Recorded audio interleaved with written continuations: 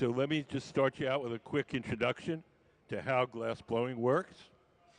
Everything that we do here starts. Have you guys been here before? No. Okay. Yeah.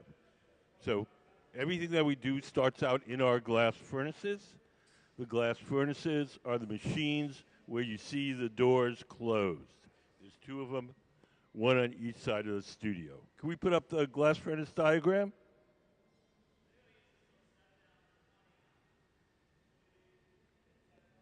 So if you look up on the big screen, that's what the furnaces look like inside. So in each of the furnaces, there's a big ceramic pot. In that ceramic pot is 1,000 pounds of melted glass. We keep the melted glass at 2,100 degrees Fahrenheit, which is 1150 Celsius. And at that temperature, the glass has the consistency of honey. So if you can imagine a giant crock pot full of honey, that's what our furnace is like. When we want to get the glass out to make stuff, we take one of those steel pipes and we dip it into the melted glass like you're dipping into a big jar of honey. You dip it in, twirl it around, a little bit of the glass sticks to the end of the pipe. The pipe itself is hollow, so when you blow, all the glass blows up like a balloon. If you want to make something larger, we dip it in, blow a bubble, let it harden, and then we dip it in a second time or a third time. We just keep building up the glass in layers. All the glass that's in those furnaces is clear glass. It has no color. We buy colored glass separately in various forms. We buy it in bars, in little chips, in little powders. And when we want to make a colored object, we blow a bubble of clear glass from the furnace. We heat up a chunk of colored glass, and then we coat that initial bubble with some colored glass. We have a little video, show you how that's done. Can we play color overlay? The color in glass comes from adding various materials to the mixture of raw ingredients called batch.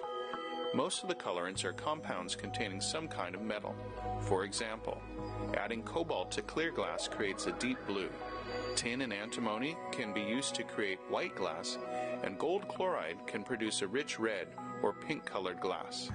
Colored glass is melted in furnaces, just like clear glass, and then is usually rolled into bars for storage and easy application. In order to apply color bar to a bubble, we first need to preheat the color to approximately 950 or 1,000 degrees Fahrenheit in a color oven or garage. Once warm, the color is then picked up on the end of a punty rod using a little bit of clear glass as a support. The color is then heated in the 2300 degree glory hole to soften it and make it malleable, while another artist creates a small bubble of clear glass on a blowpipe. Once warm, the color is dropped over the clear bubble, and then using a variety of hand tools or the steel marver, the color is rolled back over the clear in an even layer. This process is called dropping color, or creating a color overlay. Depending on the project, that bubble is then usually gathered over with clear glass and blown into the final form.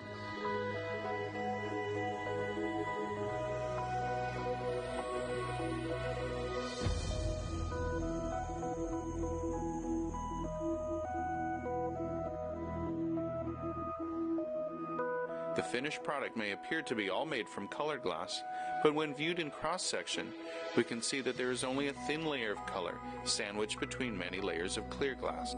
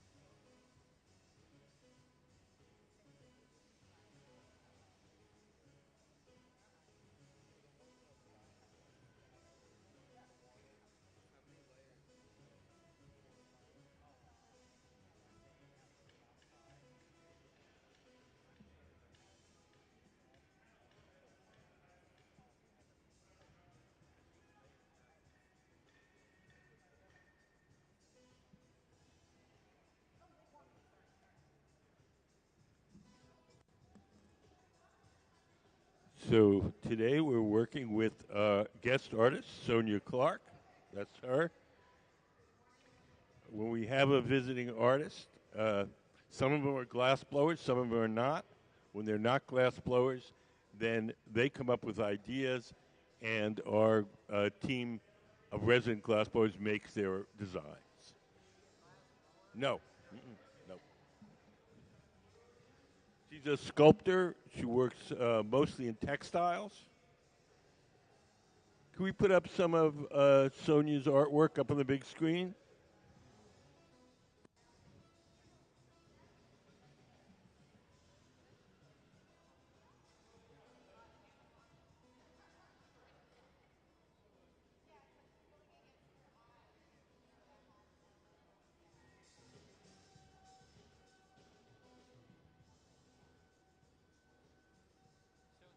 Up there. He's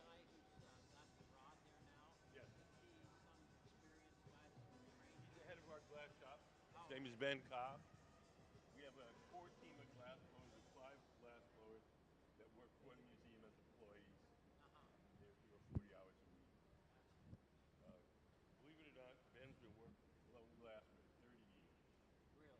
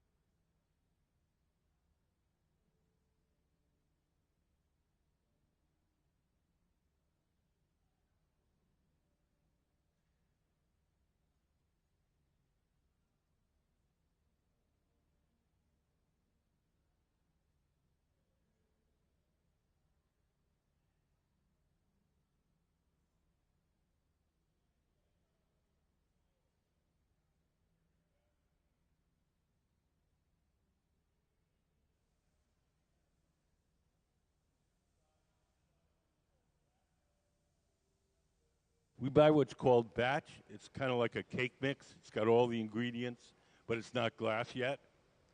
And we throw it into our furnace, cook it overnight. All the chemicals melt together and make glass. And we get a kind that's specially formulated for this hand glass blowing. The, well, yes, I mean it is clear, but the difference between the glass that we use and the glass that's in a bottle, the glass that goes into a bottle is formulated to harden very quickly, so a machine can make 1,000 bottles in an hour. Our glass is formulated to harden slowly, so we can shape it by hand.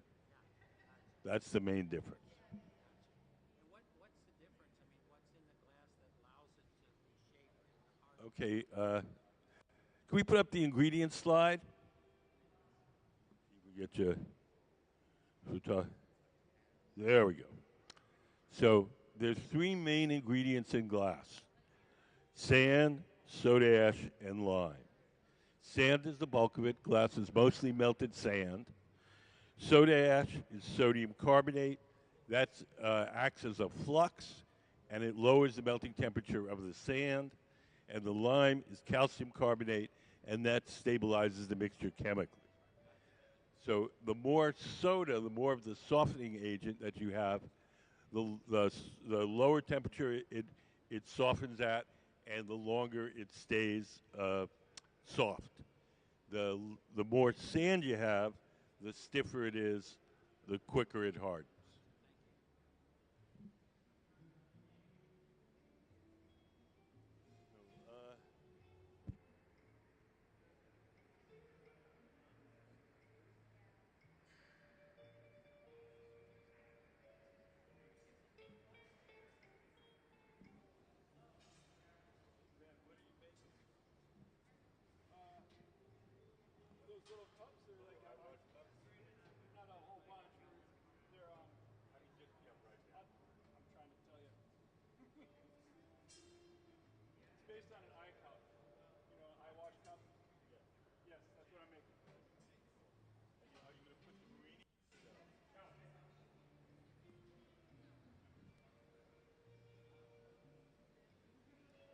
So the stuff that our guest artist, Sonya Clark, is making with our team, it all has to do with eyes. We have these big jars that would have the iris lids that go on these like a big eyeball, and we're making some little eye wash cups. So that was that miniature thing that looked like a goblet.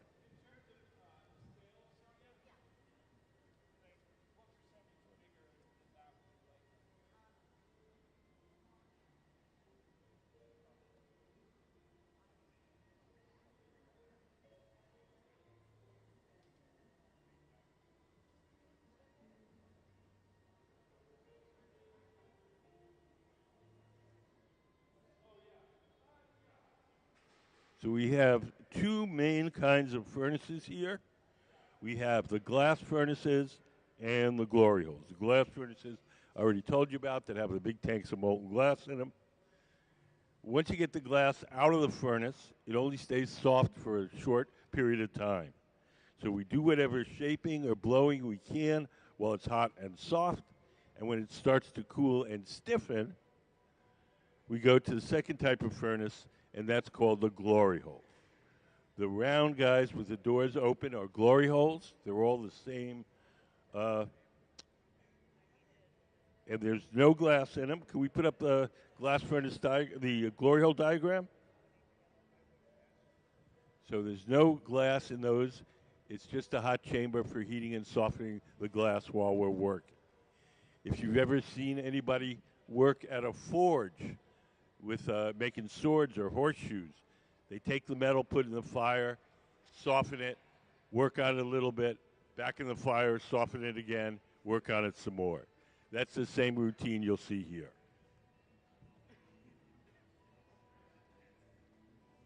You'll notice that one of the glass blowers is seated to the left of the workbench. She's the person that's going to be blowing. She's going to blow through that steel tube, the blowpipe. and inflate the glass. She's doing it now as Ben, sitting at the bench, shapes it. This arrangement where one person blows while the other one shapes it is very typical of the Venetian style of glass blowing. Starting in 1979, a number of Venetian masters came here to the Northwest and began teaching the young Americans.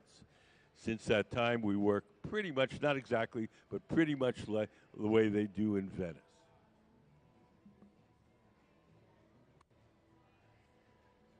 When I've been here before, I've noticed the wood in the newspaper that's wet. Is that just the best stuff they found to shape? It's inexpensive and works good.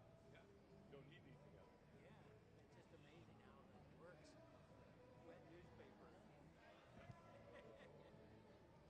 People have only been using it since the 1950s. Started in Sweden. Sweet.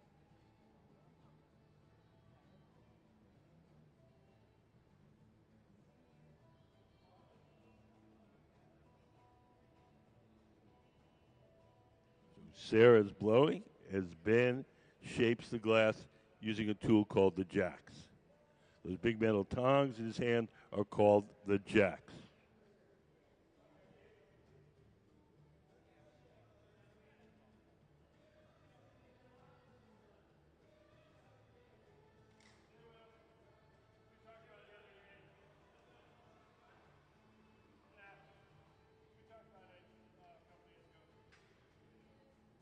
Over on the right, Gabe, the man in the hat, is going to blow a second bubble, and we're going to use that to make the foot on these little miniature eye wash cups.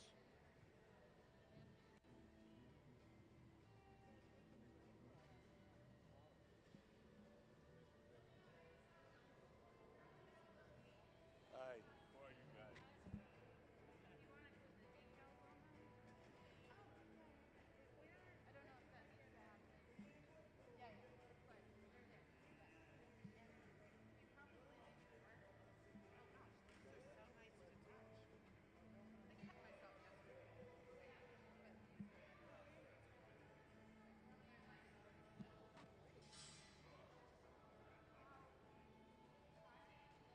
So we make the foot for this little eye wash cup. Gabe has the bubble that we're going to make the foot. This is called a blown foot.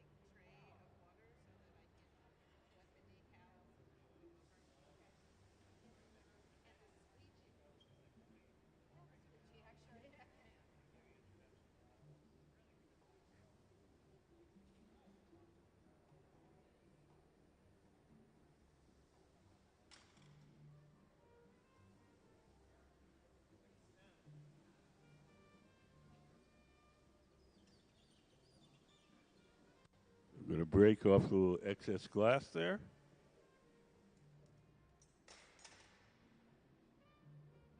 We'll heat that up again and we'll spread the foot out with the jacks.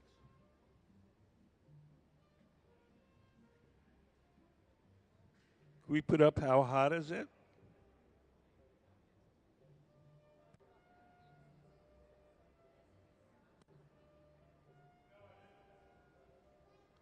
So these are the temperatures of the different pieces of equipment we have. The glass furnaces are the ones with the doors closed. There's two of them, one on each side of the studio. The glory holes are the ones with the doors open. Those are a little hotter. The big black ovens on opposite sides of the studio and the two silver ones, those are called annealers. Those are for cooling the glass down slowly after it's done. Almost everything that we make here has to be cooled slowly or it'll break. The slow cooling process is called annealing, and we generally do it overnight. So when we finish a goblet or a bowl, we put in one of these big ovens, and we turn the temperature down very slowly overnight. If we didn't do that, if we just made these things and put them on the table, and let them cool on their own, they would cool too quickly and unevenly, and they would break.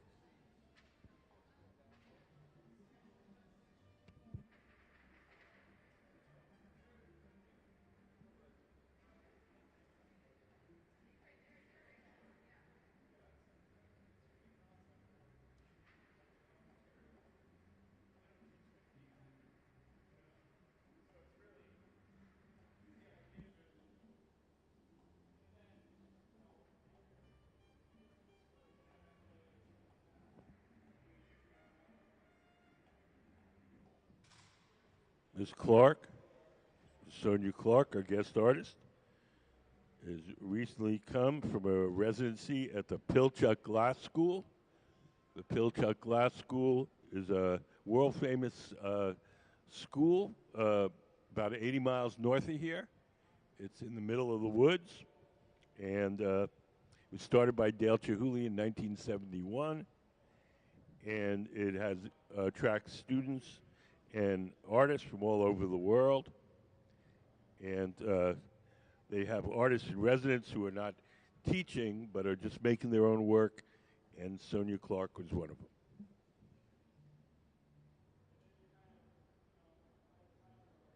Ms. Clark is currently a professor at Amherst College in Massachusetts.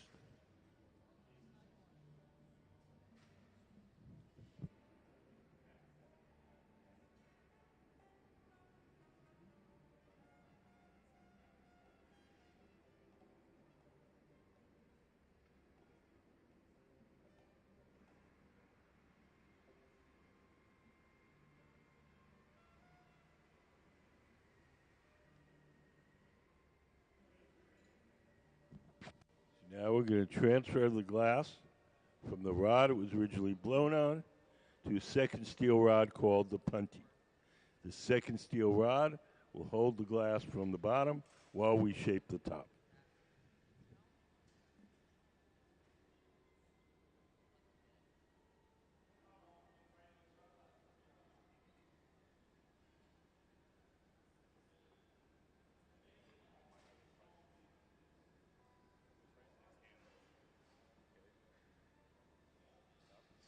Does anybody have any questions?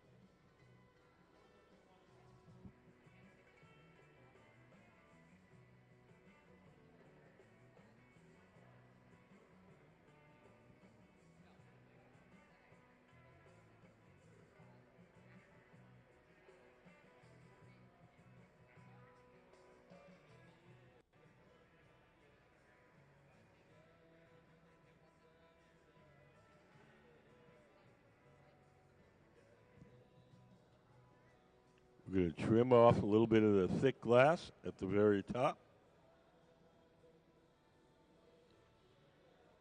The glass at the top of our bubble is always a little thick. So we heat it up, soften it, and we take the shears and cut the thick glass away.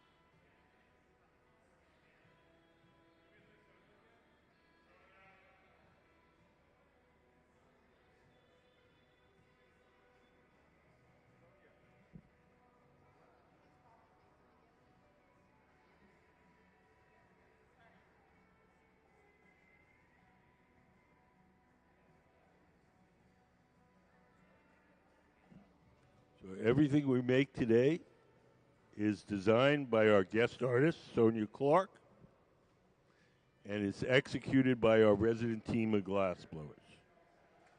These guys are very talented glass blowers. They have at least 20 years experience blowing glass, and they're museum employees. We have a guest artist.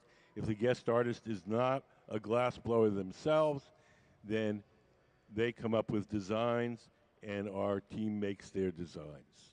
And that's what's happening today.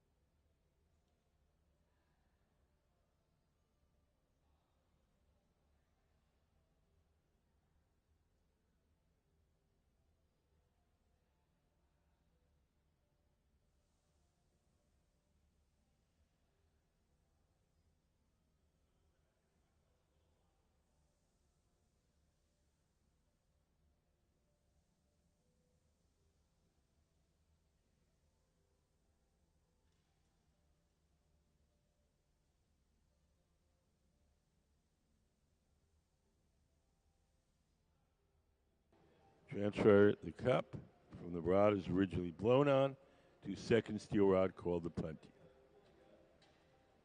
The second steel rod will hold it from the bottom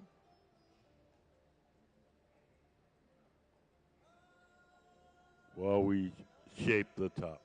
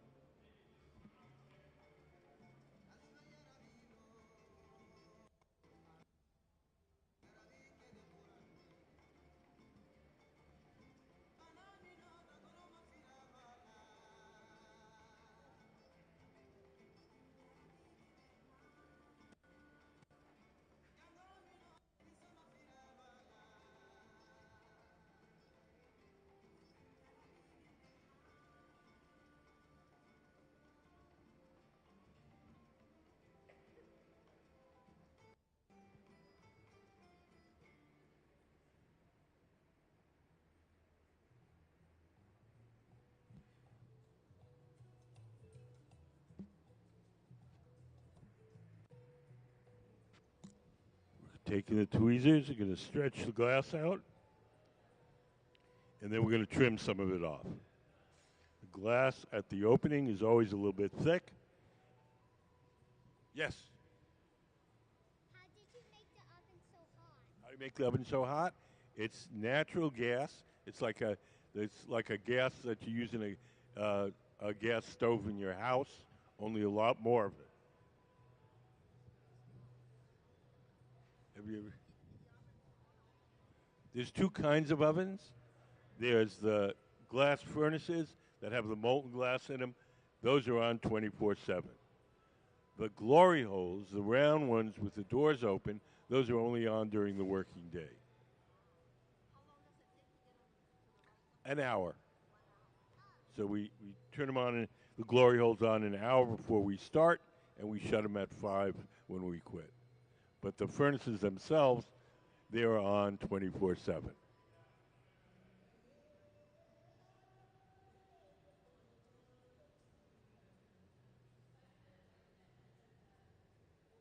Can we put up the furnace diagram? So that's what the furnaces look like inside. So in each one of those, the bottom half, there's a ceramic pot, and in that ceramic pot is 1,000 pounds of melted glass. Can we put up the glory hole diagram? So the ones with the doors open, those are called glory holes. Those have no glass in them. They're just a hot chamber to heat and soften the glass while we're working. Those are called annealers. They're not furnaces. They're electric ovens, and we use them to slowly cool the glass down after it's done. So we keep them at a constant temperature all day long. We place all the objects we make during the day in there, and then at night, they have a little computerized thermostat that slowly turns the temperature down to room temperature.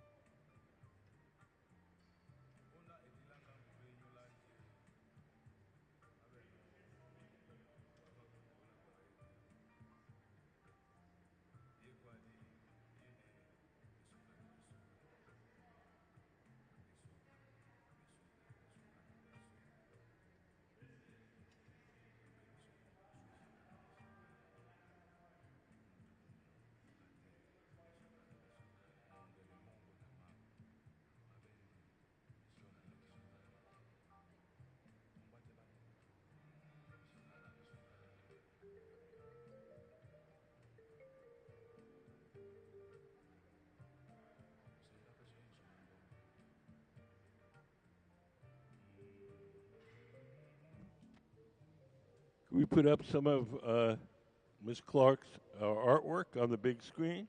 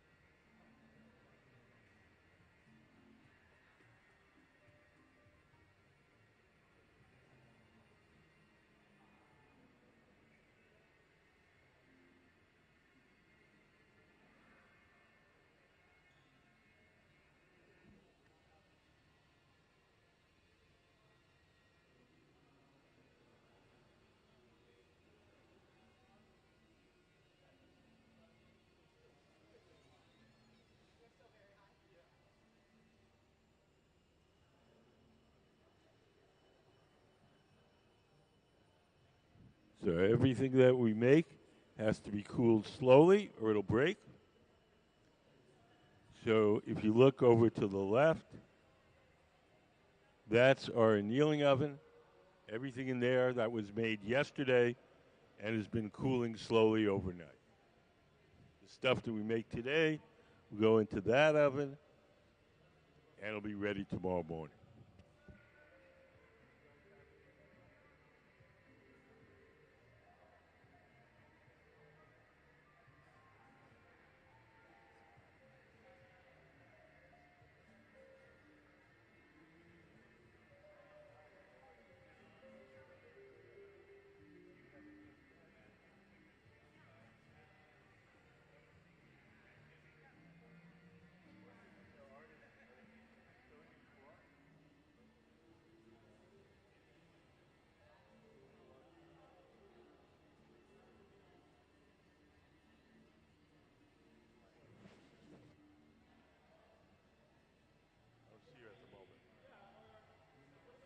So everything we're making today is her design and it's being made by our resident team at Glass School.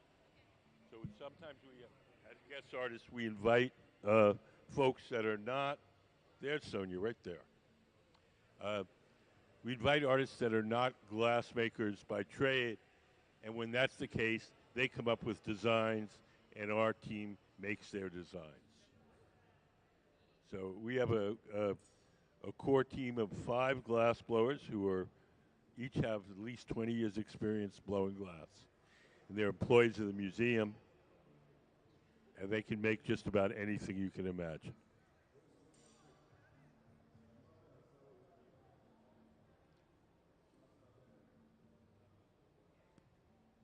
So right now they're discussing with the artist what's the next thing she wants to make is.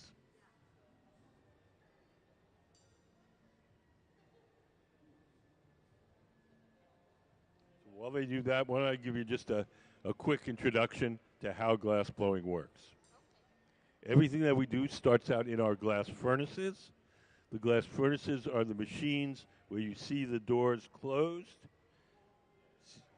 There's 2 of them, one on each side of the studio. We put up the glass furnace diagram.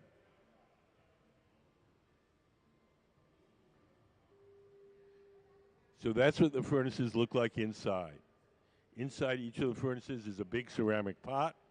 In that ceramic pot is 1,000 pounds of melted glass.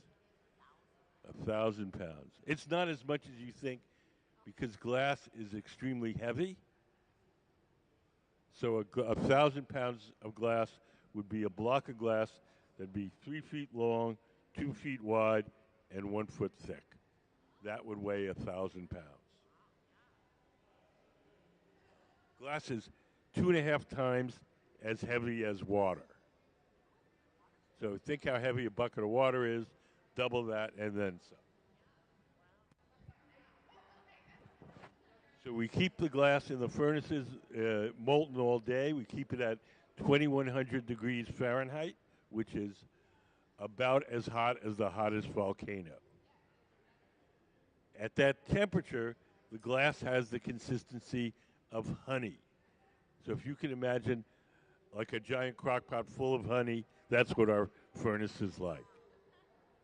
We want to get the glass out to make stuff. We take one of those steel pipes. Those are called blow pipes, and we dip them in the melted glass like you're dipping into a big jar of honey. We dip it in, twirl it around. A little bit of glass sticks to the end of the pipe. The pipe is hollow, so when you blow, all the glass blows up like a balloon. If you want to make something larger, we dip it in, blow a bubble, let it harden, and then we dip it in a second time or a third time. We just keep building up the glass in layers. I used to be. So you say that she designed this, but Yes. she's not a glass blower. Yes. How does that work? She comes up with an idea what she wants to make. Somebody that is She's an artist. okay, and she's an artist in designing these types of works, or does she do? Well, she's a sculptor and she has her own career, and a lot of her artwork is textiles, completely. And this is so.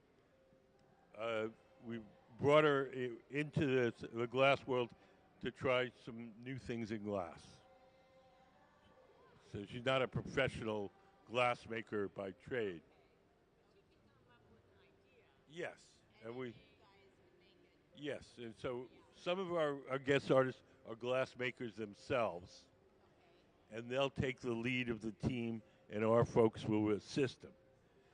Some of them, our guest artists, are from completely different fields. They're painters, basket makers, poets, and they come here. They can't make the glass themselves. But they come up with ideas, and our team makes whatever they. The artists take everything home with them, except for two pieces. One they'll leave for our museum collection, and one we'll sell at our annual auction. Everything else they take home with them.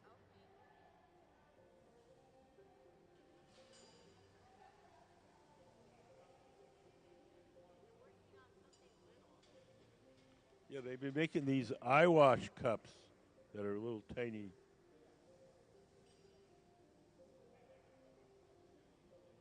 So these jars are supposed to be eyes. So these are like this is like the lens that will act as a lid. So like this is like a big eyeball.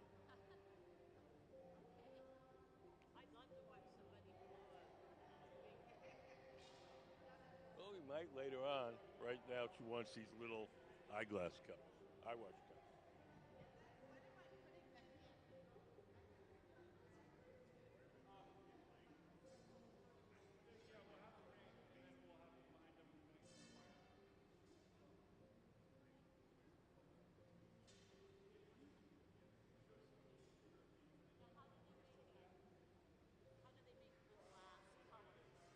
The colors in glass come mostly from metals dissolved in the glass when you first cook it up.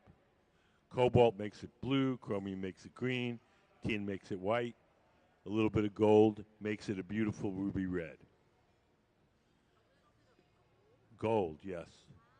The chemistry of glass colors is a little bit on the complicated side. It's not as straightforward as paint. If you cook up the raw ingredients of glass with copper, you cook it one way, it turns turquoise blue. You cook it a different way, that same copper turns blood red. So when you have it in the pots heating up, We don't have all glass in those pots is clear glass. It has no color. We buy colored glass separately in various forms. When we want to make a colored object, we blow a bubble of clear glass from our furnace. We heat up a chunk of colored glass, and then we coat that initial bubble with the colored glass. We have a little video I can show you.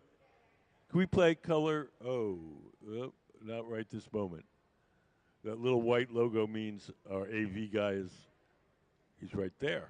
So you can't put that on. But anyway, yeah, so we buy colored glass commercially from 2 companies in Germany, and then we blow a bubble of clear from our furnace. We heat up a chunk of the colored glass, and then we coat that initial bubble with blue or red or green. And does it just become like one piece? No, it stays separate. It lines the object with color. They don't mix. The glass colors don't mix. You can put one over the other, but they don't mix like paint mixes. But it'll look as though it's all one color. Yes. But we can heat up. We have little rods of colored glass called cane, and we melt them and make stripes. You'll see a lot of that up there on the balcony. What is he doing? This guy or who? The guy with the hat? No, right here. Oh, he's blowing the bubble for the eye cup. What is he cutting off the end of it? There's a lot of processes while we're blowing where you have to trim stuff. Yeah. He was just trimming So that. you're just trimming that little pointy part off. So how long can you have it out of the oven? Only a minute or 2. I saw you kept going back and forth. Yes, when the bigger and thicker it gets, the more it stores heat, the longer you can keep it out. But for something like this that's tiny and thin, it can only be out of the oven for a minute or 2. You use yellow glass. What was your favorite part of it? The process. What did you enjoy doing the most? Making money.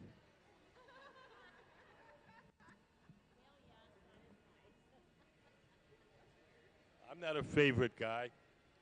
I don't have a favorite color or a favorite food or a favorite movie.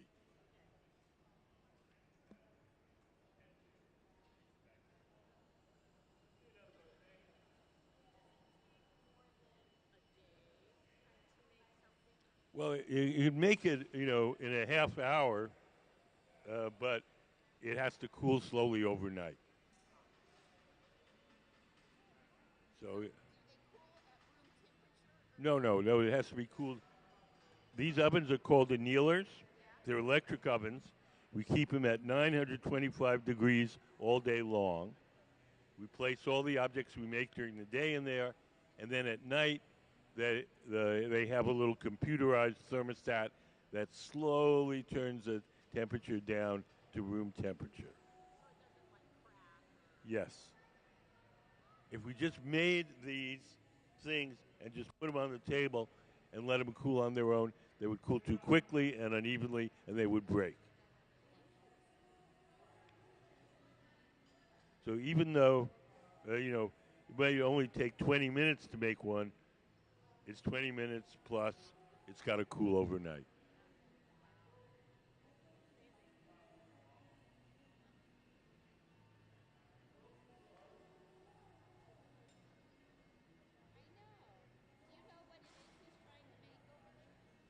Yes, he's making these eye wash cups, these little.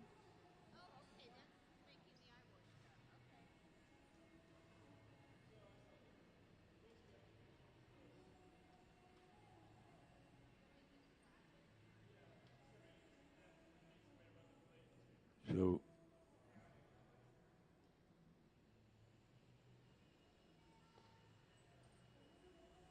the part that Ben has, that's the cup part.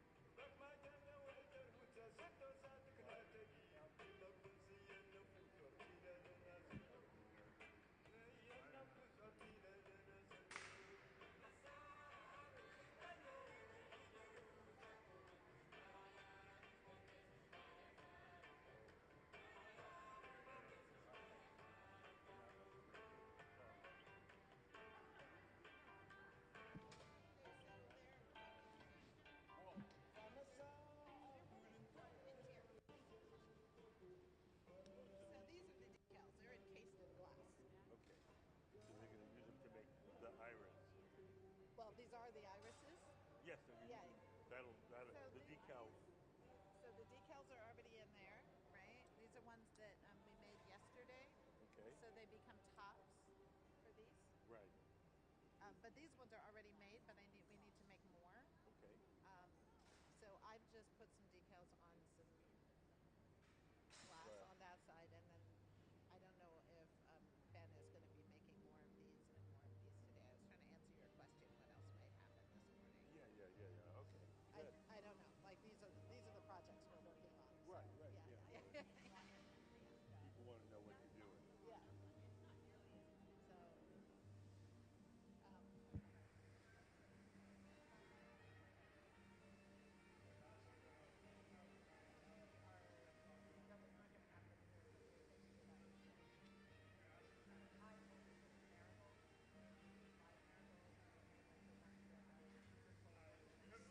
Watch your feet walk.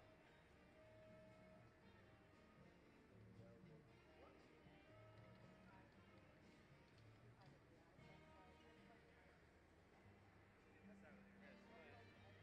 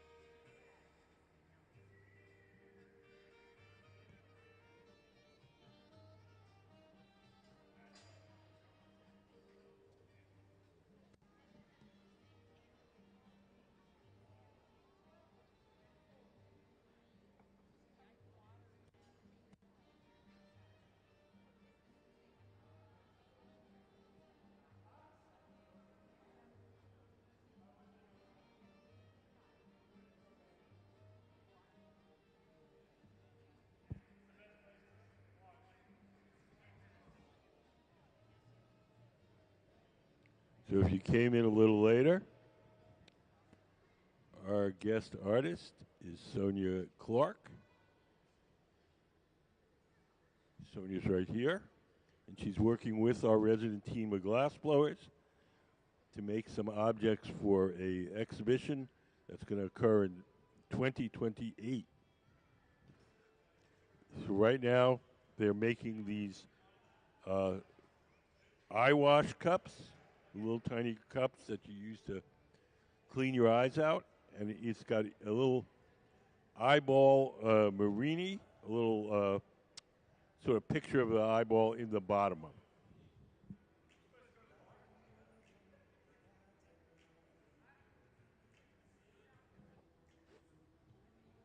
The folks that are making the glass are our Museum of Glass Hot Shop team. When we have a guest artist from outside of the glass world, they come up with ideas, and our team of resident glass blowers make their designs. So that's what's happening today. Everything we're making, these eyeball jars, the eyewash cups, these are all Sonya Clark's idea.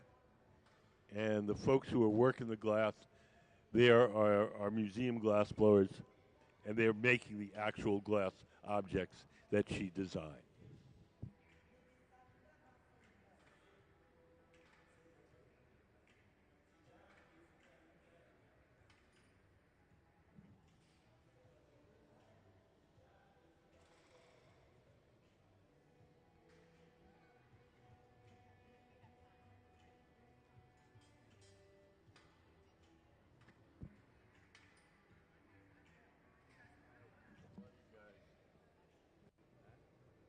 You guys have any questions?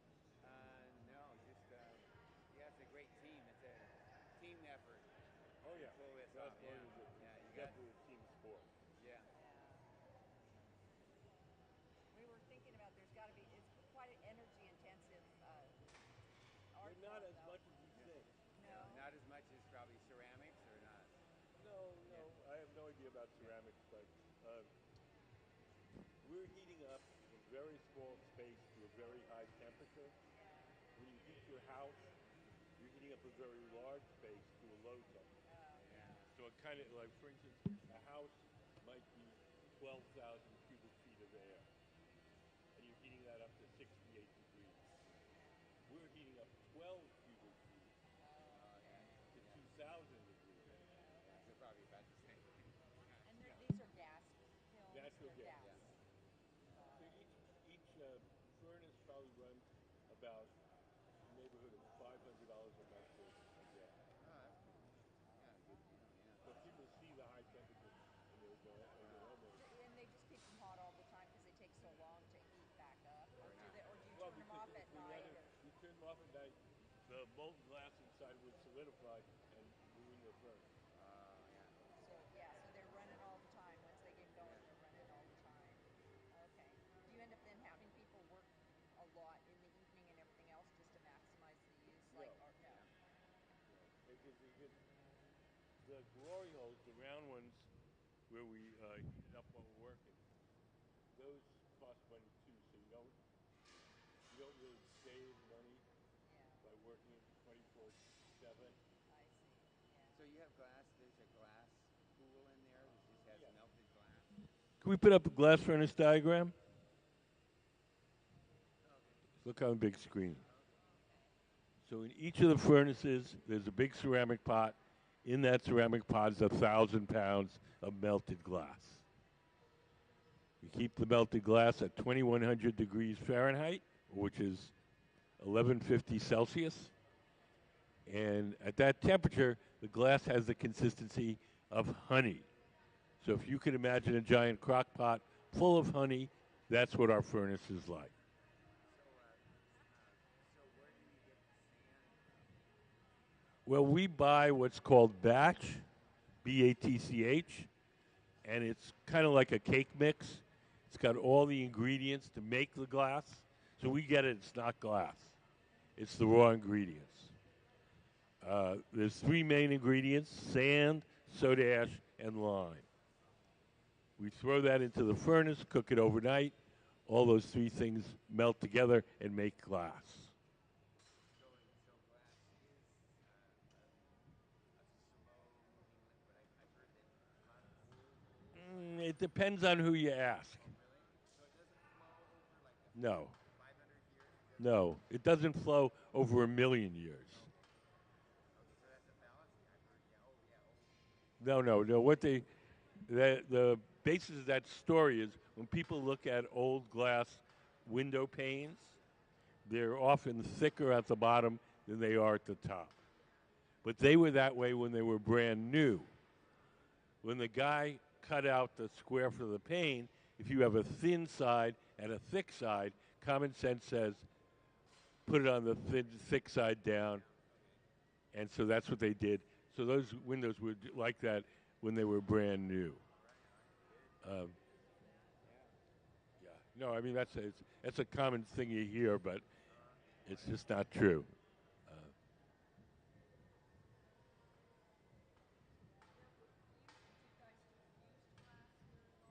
No, no, we use we buy glass specially formulated for this type of hand blowing. The glass that goes into bottles is formulated to harden very quickly, so that a machine can make 1,000 bottles in an hour. Our glass is formulated to harden slowly, so we can shape it by hand. No, no, they used to, they no. I mean, you could, but they have their own special glasses as well. Yeah, it's like an electric pottery kiln.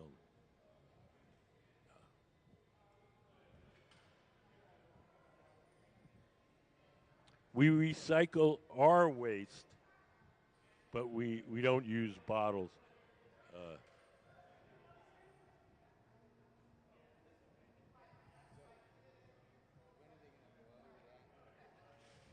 I don't know if they're going to make any more of those today. Those were made uh, probably 2 days ago.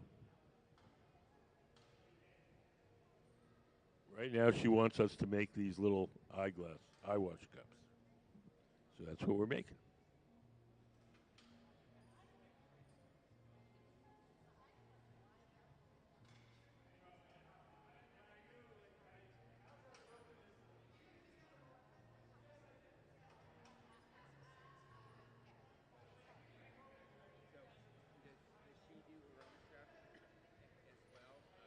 Oh yeah, she has she's a very uh, well-known artist, but she works in textiles. She's not a glassmaker.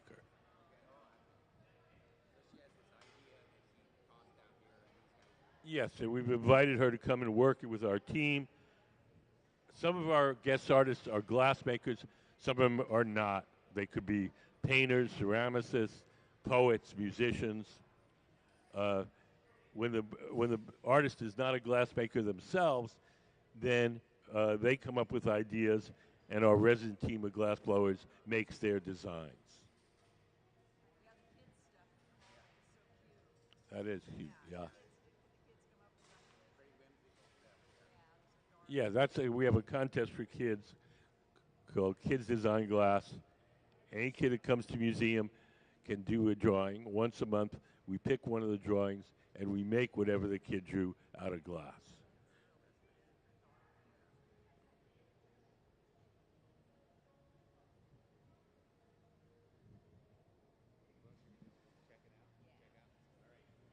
Take care.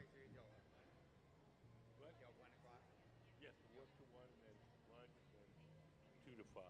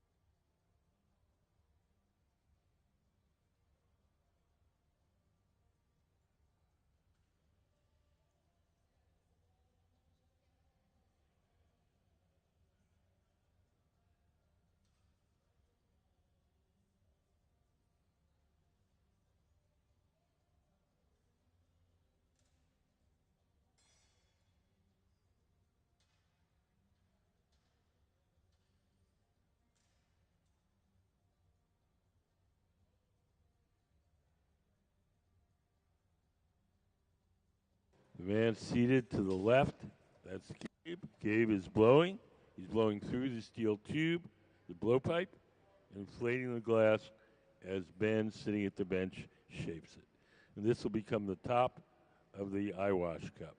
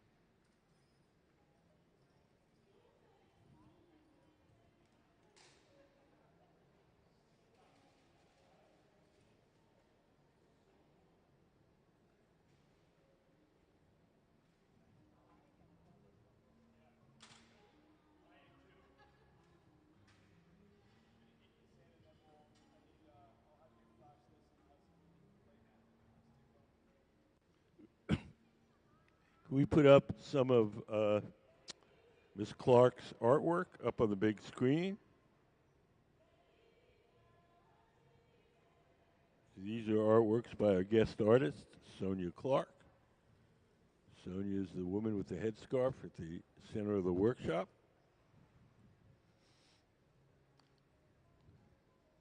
She works in a variety of materials. She just recently come from the Pilchuck Glass School, where she was an artist in residence.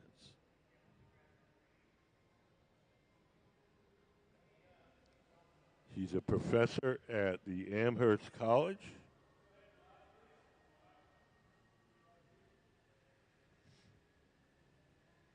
She's shown her work in over 500 exhibitions.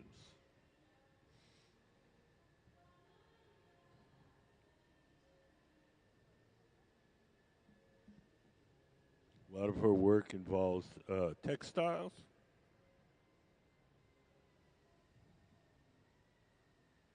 And so, Sonya, is this Pilchuck residency the first time you've worked with glass, or is this the first time you've worked with glass? I mean, yes. Because I do beadwork, but that doesn't really count. You do big what? I do beadwork. Beadwork. Oh, no, that's Very different. Very different. you make your own beads, or No, because that would be hot glass. No, I don't work at hot glass at all. I mean, some people, they do Yeah. what they know. No, I got a beautiful piece there.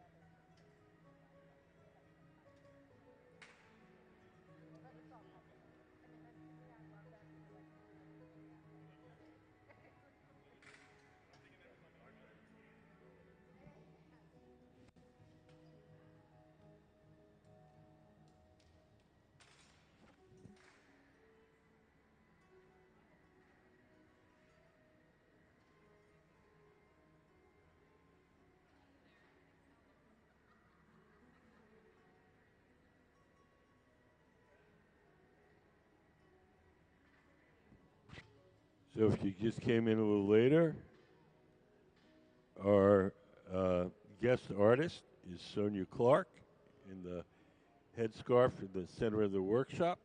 And she's working with our Museum of Glass Hot Shop team to make stuff for her installations.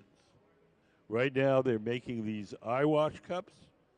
Everything she's making this week has a kind of an eyeball theme. These are big eyeballs, and these are the irises that go in the act as lids on the jars, and so almost everything that we're making today has some reference to eyes.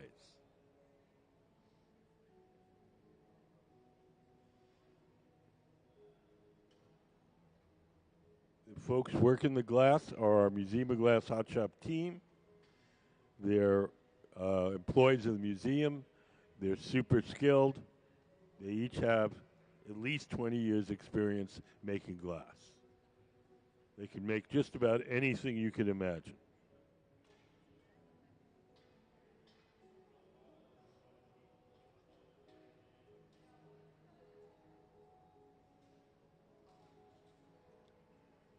Do you guys have any questions? How did it color? The color in glass comes from different metals that you cook into the glass when you first cook it up. So if you cook up the glass with cobalt, it turns blue. If you cook it up with a metal called chromium, it turns green. If you cook it up with gold, it turns a beautiful ruby red. Turquoise is copper. If you cook up the glass with copper, it comes out turquoise blue.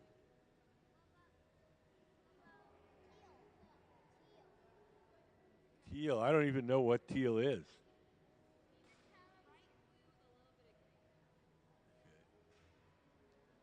They probably make it with copper and a little bit of chromium.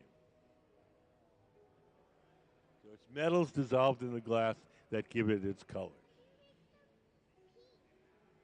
You make some what? Peat? Peach. Oh, we can make peach, yeah. How do we make peach? Let me see. I would say peach would be tin, uranium, and gold.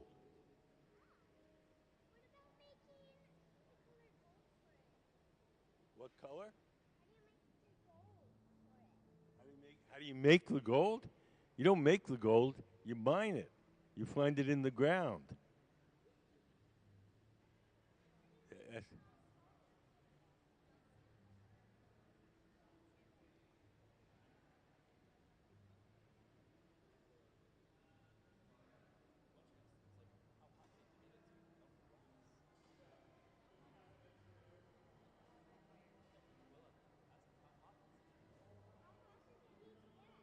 How hot is it?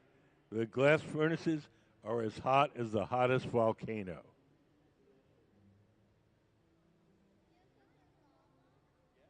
Well, the glass is kind of like lava. It's melted rocks. The glass is melted sand.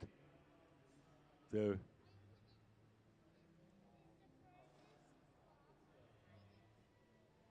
we take the ingredients of glass and we put them in the furnace and we melt them.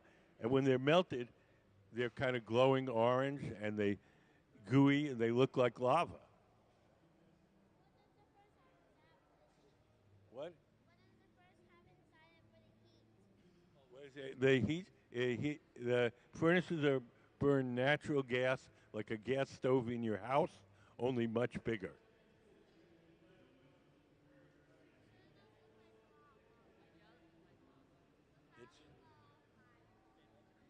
It's very similar to lava.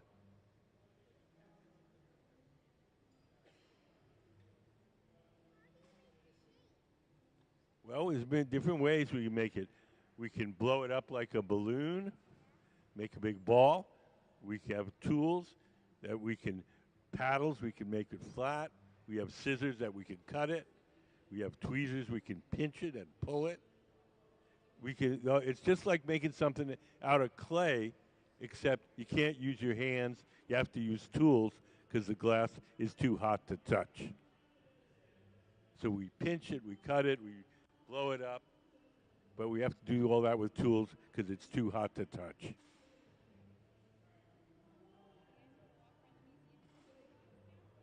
You guys know about our contest for kids?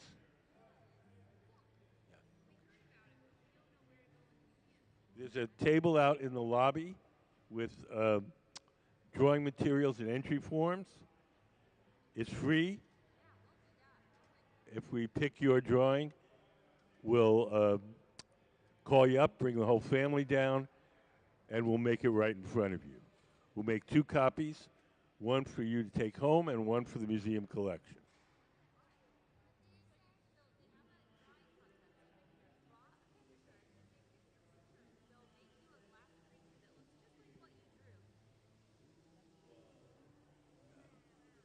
Can we put up some of the kids' design stills up on the big screen?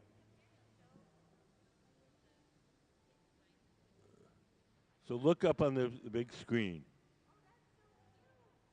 So these were all made from kids' drawings.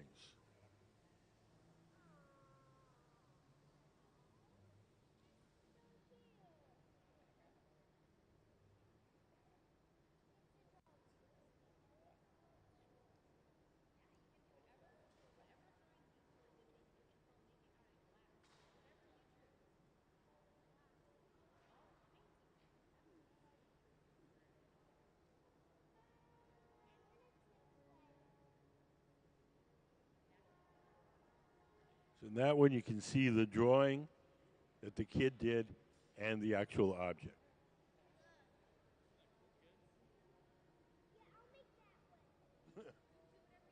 You got to make your own. You can't copy it.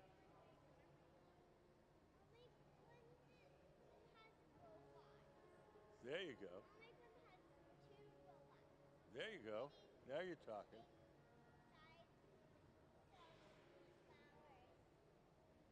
2 robots and flowers. That sounds pretty good.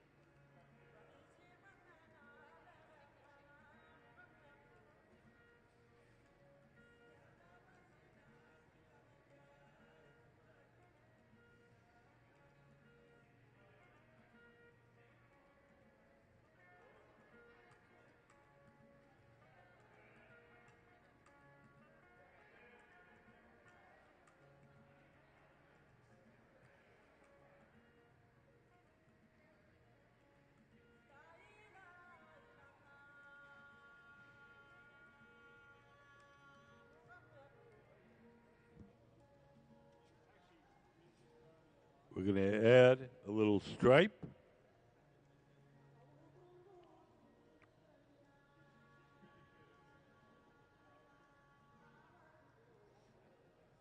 You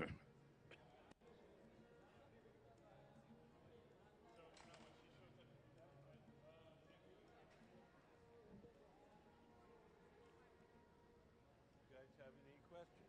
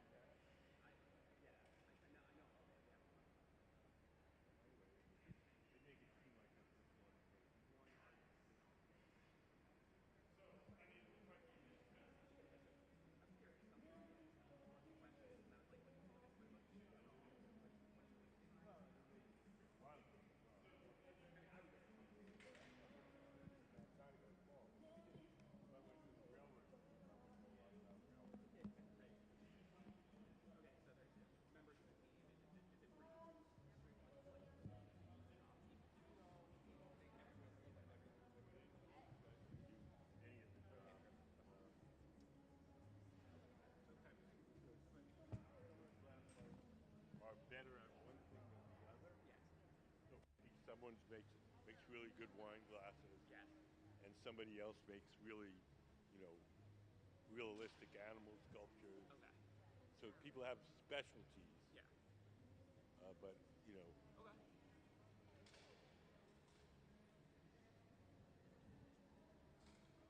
What are the specialties of this particular team? oh, these guys can make anything. No, but I mean, like Ben there, he's particularly good at wine glasses. But you know, any of these guys, Sarah can make them. Their own right.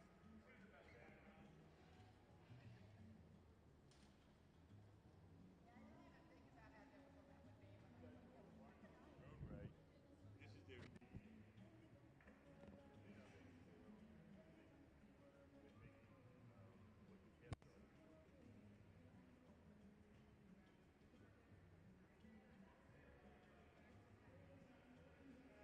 right now. They're just talking. Don't go outside.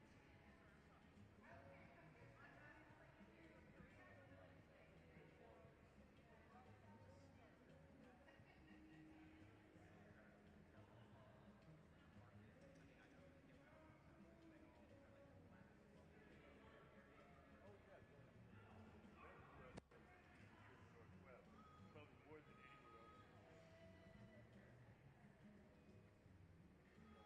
School called the Pilchuck Glass School. Attracted people from all over the world.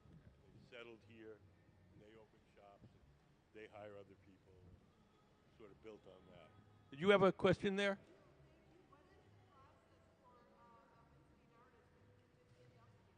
Okay, visiting artists. Most of our visiting artists come by invitation because we know that they're interesting, good artists. We also keep some slots open for proposals.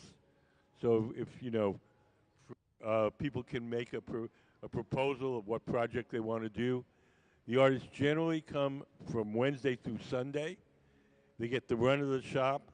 They work. They get our resident team of glassblowers to work with them. Um, they'll leave one piece for the museum collection and one piece for the annual auction, and everything else that gets made, they can take home with them.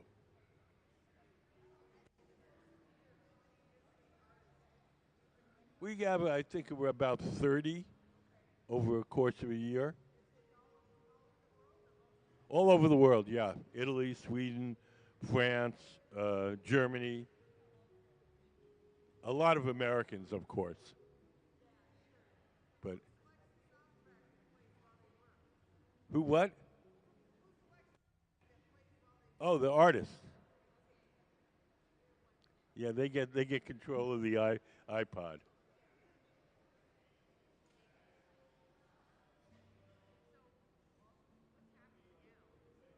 They're making these eye wash cups that our guest artist wants.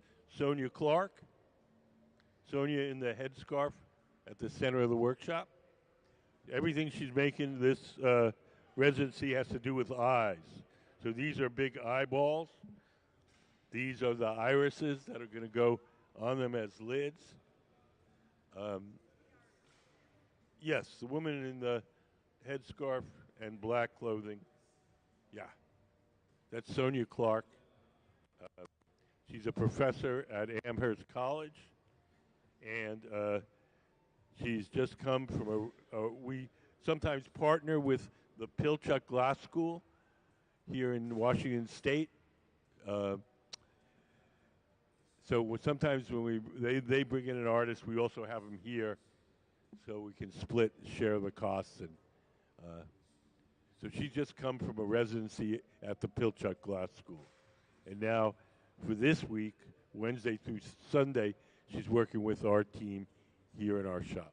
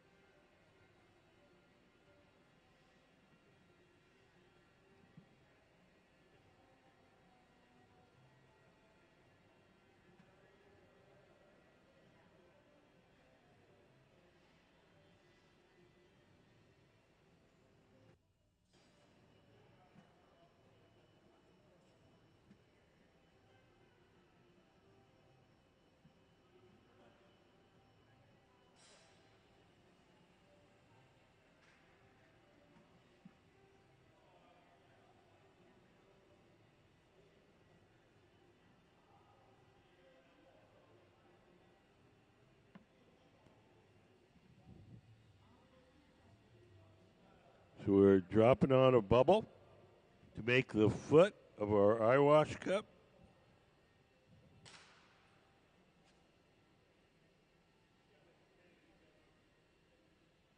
This is called a blown foot.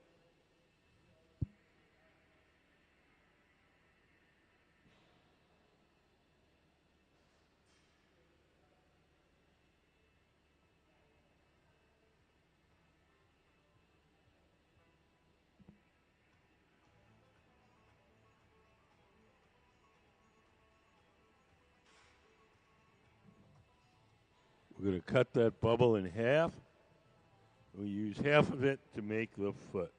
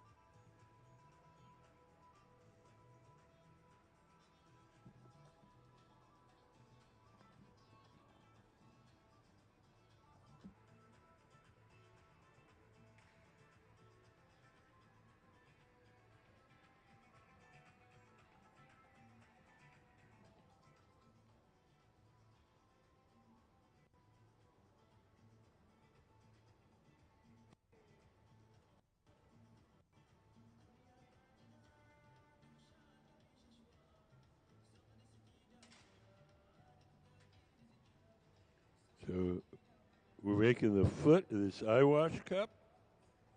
Blown a second bubble, added it, cut the tip off. Now it's open.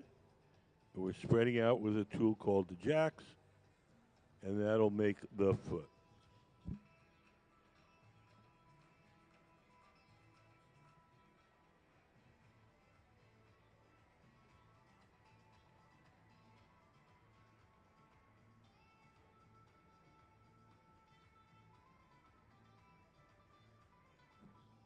Sarah's holding a wooden paddle across the bottom. Make sure it's nice and flat. It'll sit nicely on the table.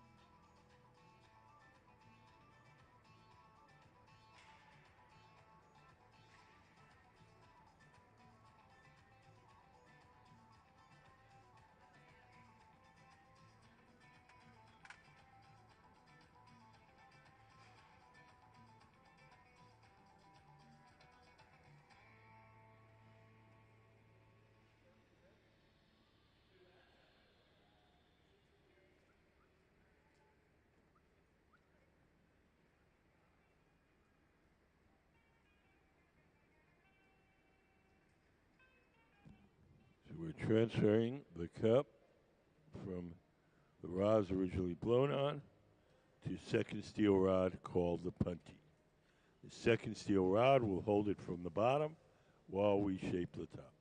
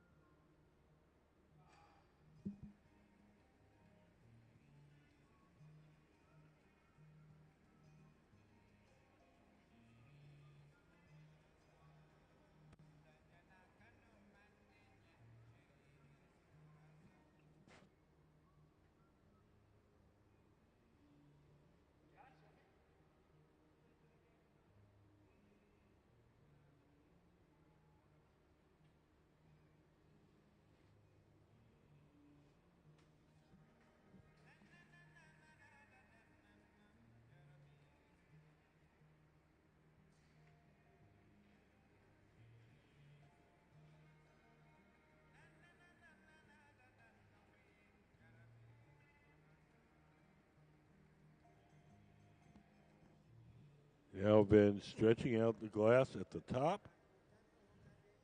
The glass where we broke it off the metal pipe is always a little thick. You take the tweezers, grab it, stretch it out a little, and then we'll trim some of that off.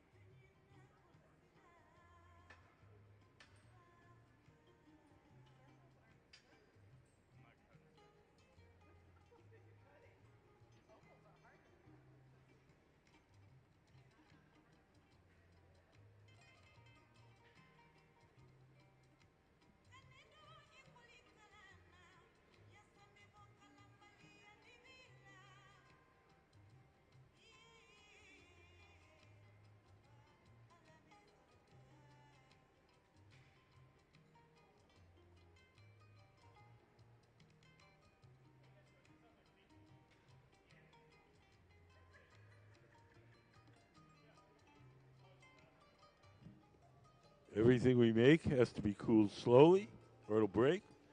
So we take it off the metal rod. We're going to take it over to our annealing oven, big black oven. And we'll cool it very slowly overnight.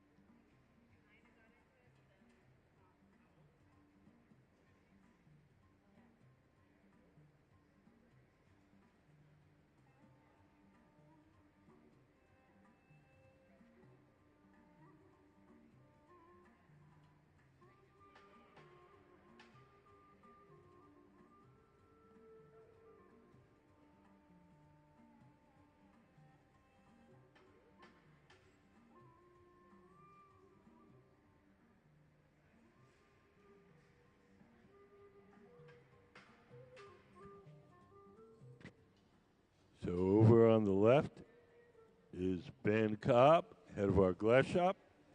He's making these eye wash cups for our guest artist, Sonya Clark. He's taking his steel pipe, the blow pipe.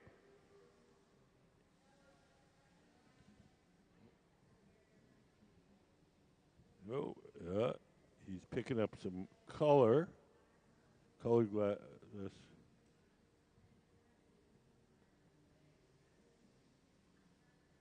Oh, I'm not sure what he's doing.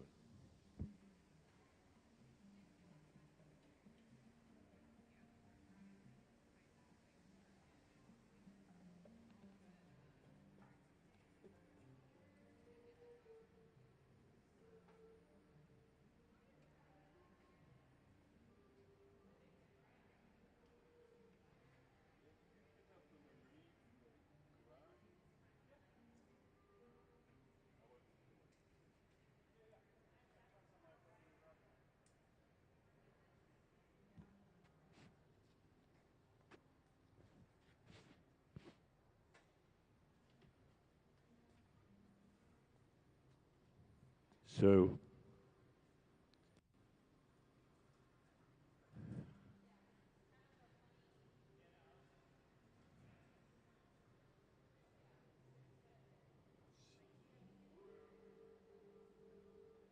can we put up? Oh, we can't put up anything. You're not there.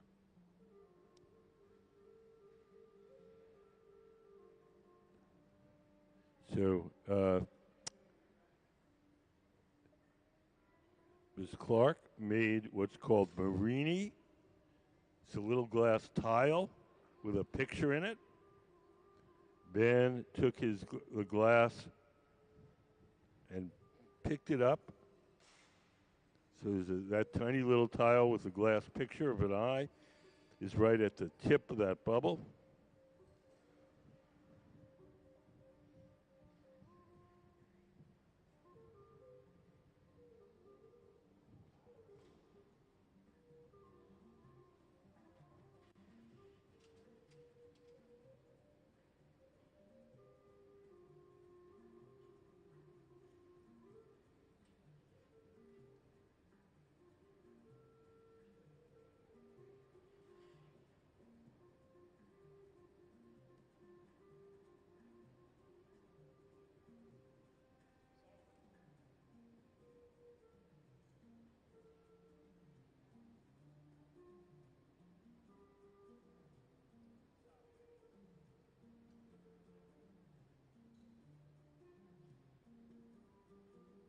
So the bubble he's blowing now is going to be the bowl of this eye wash cup.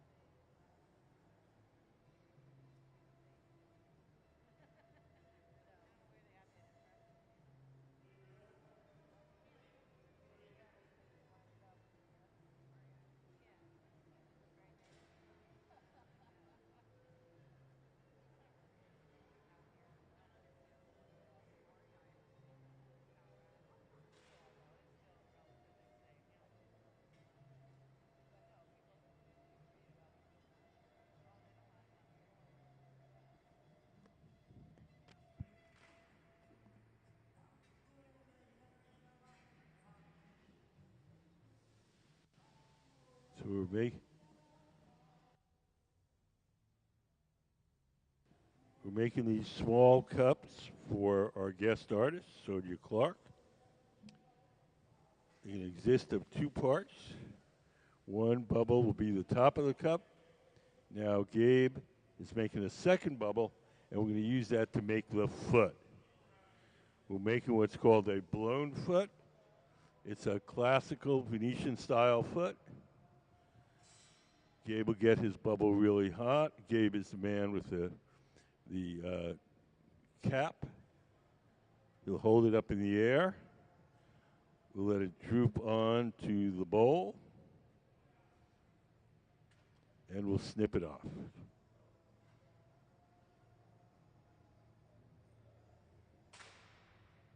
Now we'll heat that bubble. And we're going to cut that in half.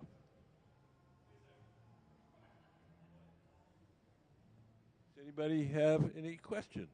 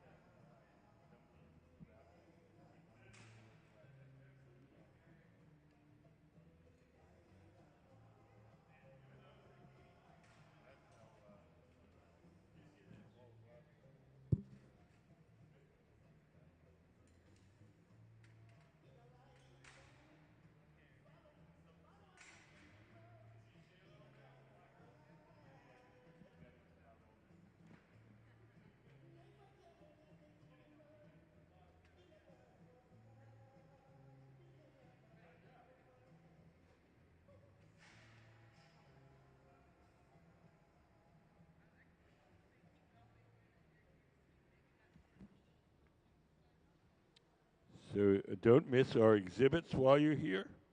We have some excellent exhibits this summer. We have the work of Nancy Callan, a excellent Northwest glassblower, and she uses classical Italian decorative techniques, but in a very modern and novel way. We have a show called Field Notes, which is artists interpreting nature in glass. There's a very wide variety, some historical, some contemporary. There's also a show of chalk drawings of glass subjects, and that's by me, Walter Lieberman.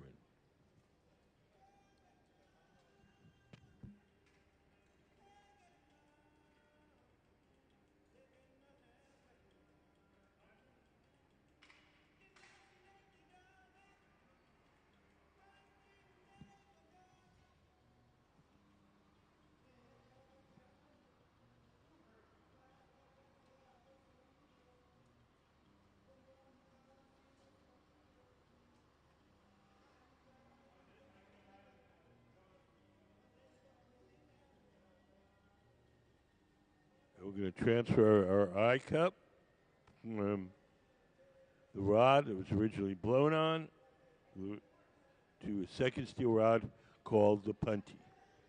The second steel rod will hold it from the bottom while we shape the top. Gabe in the hat is making the punty. He's going to bring it to Ben at the center workbench. We'll stick it on to the bottom of the foot.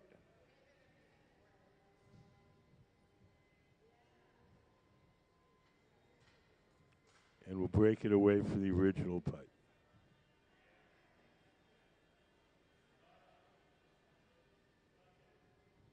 So now it's held from the bottom.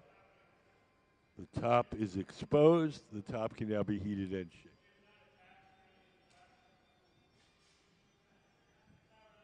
Does anybody have any questions?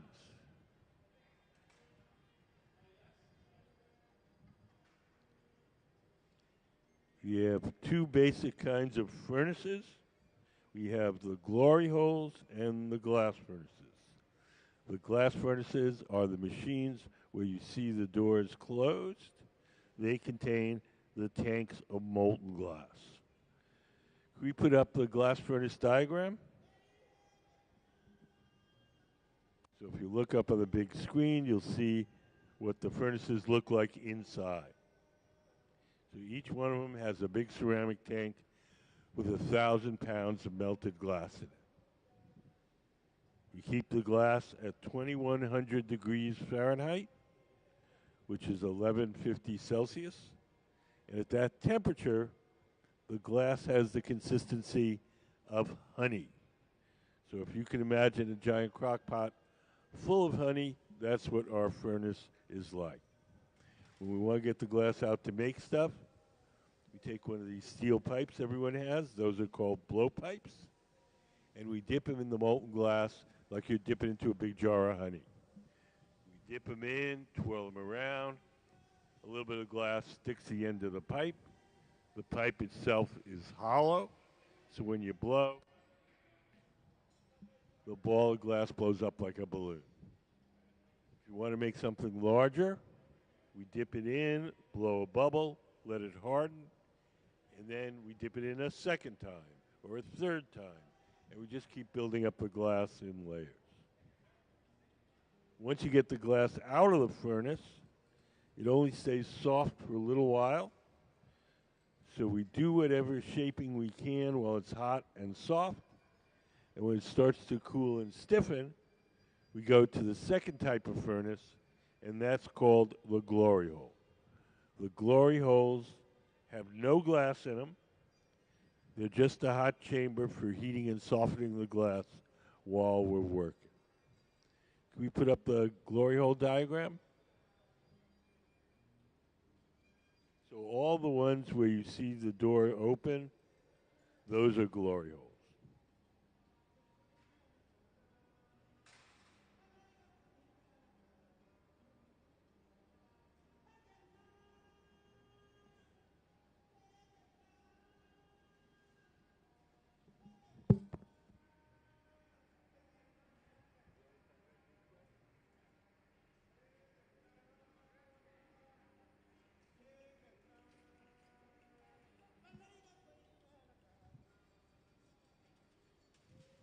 The color, yes. Did you have a question?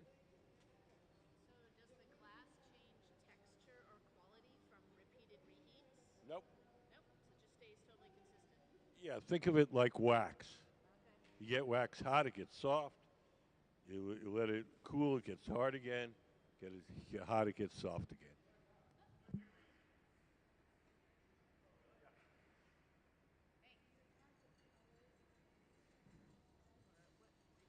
Okay, the colors in glass come from metals, mostly from metals dissolved in the glass when you first cook it up from scratch.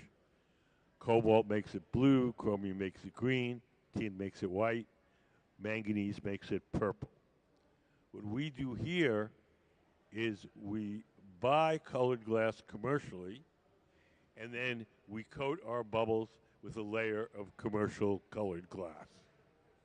Colored glass. We have a little video. I'll show you how that works. Can we play color overlay? Look The at color in glass comes from adding various materials to the mixture of raw ingredients called batch. Most of the colorants are compounds containing some kind of metal. For example, adding cobalt to clear glass creates a deep blue. Tin and antimony can be used to create white glass, and gold chloride can produce a rich red or pink colored glass. Colored glass is melted in furnaces, just like clear glass, and then is usually rolled into bars for storage and easy application. In order to apply color bar to a bubble, we first need to preheat the color to approximately 950 or 1000 degrees Fahrenheit in a color oven or garage. Once warm, the color is then picked up on the end of a punty rod using a little bit of clear glass as a support. The color is then heated in the 2300 degree glory hole to soften it and make it malleable, while another artist creates a small bubble of clear glass on a blowpipe. Once warm, the color is dropped over the clear bubble, and then using a variety of hand tools or the steel marver, the color is rolled back over the clear in an even layer. This process is called dropping color, or creating a color overlay. Depending on the project, that bubble is then usually gathered over with clear glass and blown into the final form.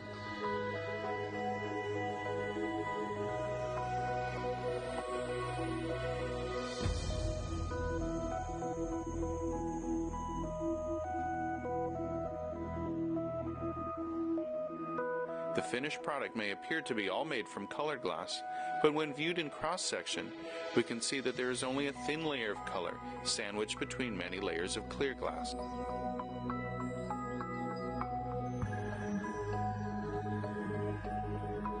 So the reason that we color glass in this manner is so that we can have any color we want anytime we want.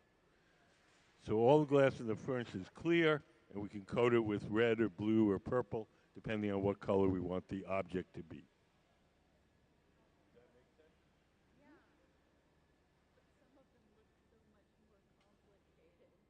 Oh, we can take other pieces of colored glass and we can melt on a dot or a stripe. Or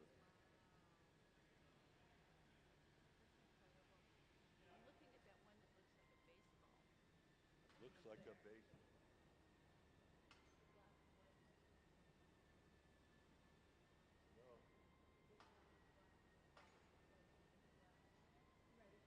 Oh, okay. In the center there. Yeah.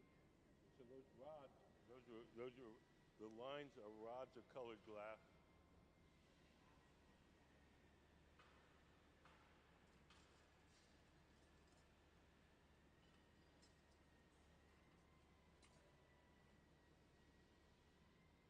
Called cane, and if we want a stripe, we cut a piece of this rod and we melt it into the bubble, and that'll be a stripe. And we can twist the bubble then and make the stripes spiral around. We make all sorts of designs, but most of the designs you see are pieces of colored glass melted together. Does that make sense? So when you add the layers of color to the clear glass, Mm-hmm. does it actually create layers, or do they kind of blend? No, they stay separate. Okay. The molten glass here is too thick to mix like paint. Okay. Yeah. It's like a layer of paint on a surface, and then you would put molten glass on top of it, and so the colors actually. Yeah, it's like a lining of color. Yeah. Hold on 1 second. I'll be right back. Don't go away.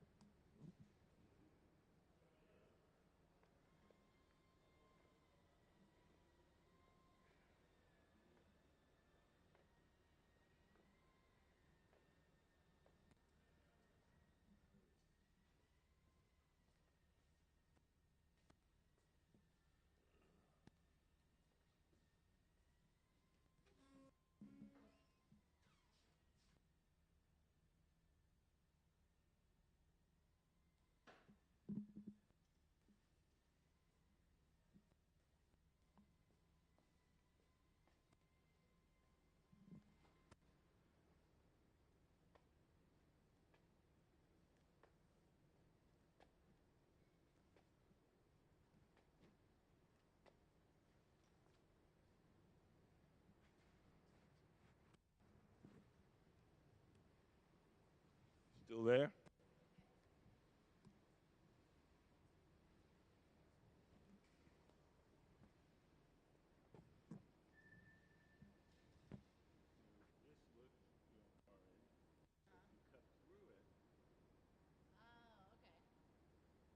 So the orange is actually on the inside there.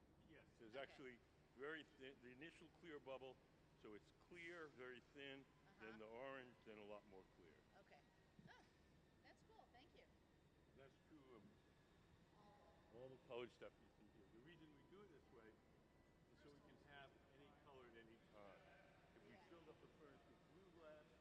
could only make blue things. Yeah.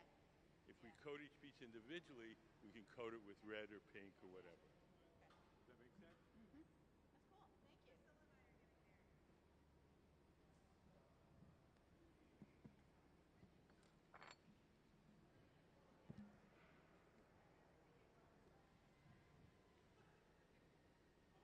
Thank you. So that concludes our demonstrations for this morning. We're going to take an hour lunch. We'll be back in an hour making more glass from 2:10 till 5 o'clock.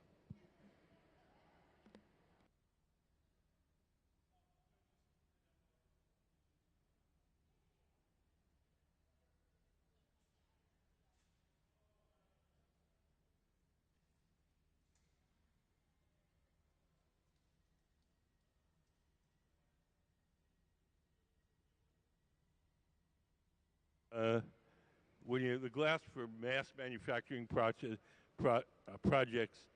is formulated to harden very quickly, so you can make a lot of it quickly.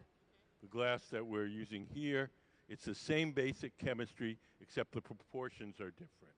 Proportions of what? Of the raw ingredients. There's three main raw ingredients. There's three main ingredients in glass: sand, soda ash, and lime. Sand is the bulk of it. Soda ash is sodium carbonate. Acts as a flux and lowers the melting temperature of the sand. And the lime is calcium carbonate, and that stabilizes it chemically. The proportion of the sand to the soda depends on how stiff and how quickly the glass hardens. Okay. I'm going to go make sure he heard that. Okay. Yeah. Okay.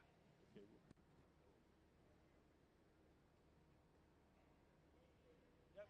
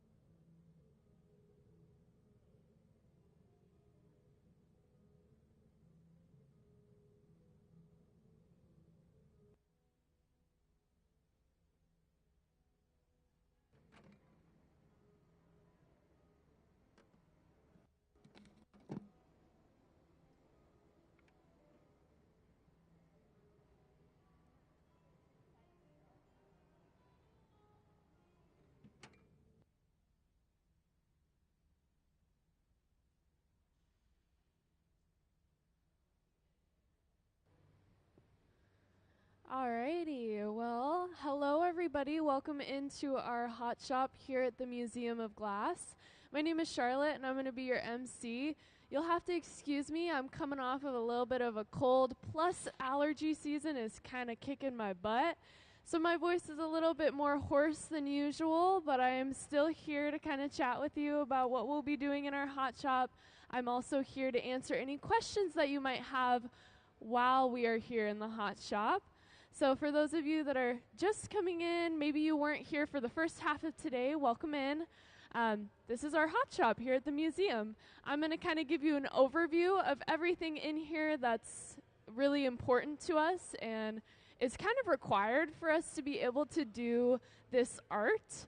But I'm also going to give you an overview of what we're doing today and what we're working on.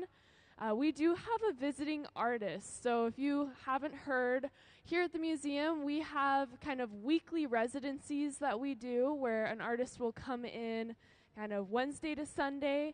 They'll bring in their own creative kind of direction, ideas, their own, coloring and inspiration, and then we help them bring it to life. So our glass blowers here at the museum then kind of take these ideas, these concepts, and turn them into glass. It's something that we really love to do, and I encourage you to come and get like closer looks at all the things that we have down here on display, because then you're going to be able to get an idea of our artist and what she's doing during her residency. So if you haven't heard, Sonya Clark is here for a week-long residency, and the stuff that you're seeing down here on the table is some of her work that we've been working on this week. We've also been making really fun stuff called Marini. So here's some of her Marini. If you want to get a closer look of this as well, I can kind of let you see it and pass it around and all that.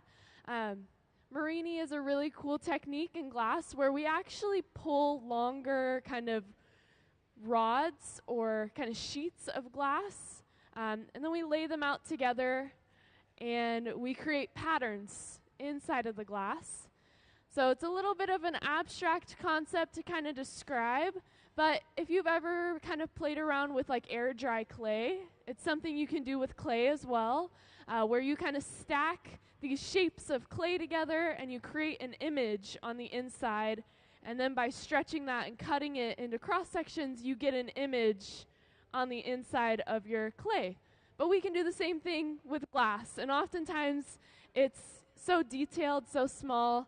I also compare it to candy. So sometimes you'll see people do it with candy. They'll create these images on the cross section of candy. So yeah, there's a little bit about kind of what we're doing. You may notice that there's these big kind of blown white objects that then have these, actual irises that we're able to kind of put onto them and create this really awesome kind of eyeball. So that's what we've been working on. We've been working on a lot of these irises, a lot of the eyeballs, trying to be able to like switch out, change which ones we're doing. Again, you can get like these looks at the ones up close, so you can start to really see the details in the coloring that it takes to be able to create all of those, unique parts of the iris.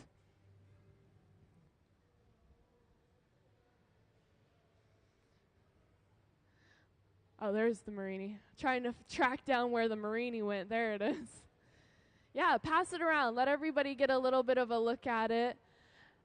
While we kind of take a look at the Marini, I'm going to go ahead and give a quick overview of our hot shop. So one of the most important things in our hot shop is going to be where we have our glass.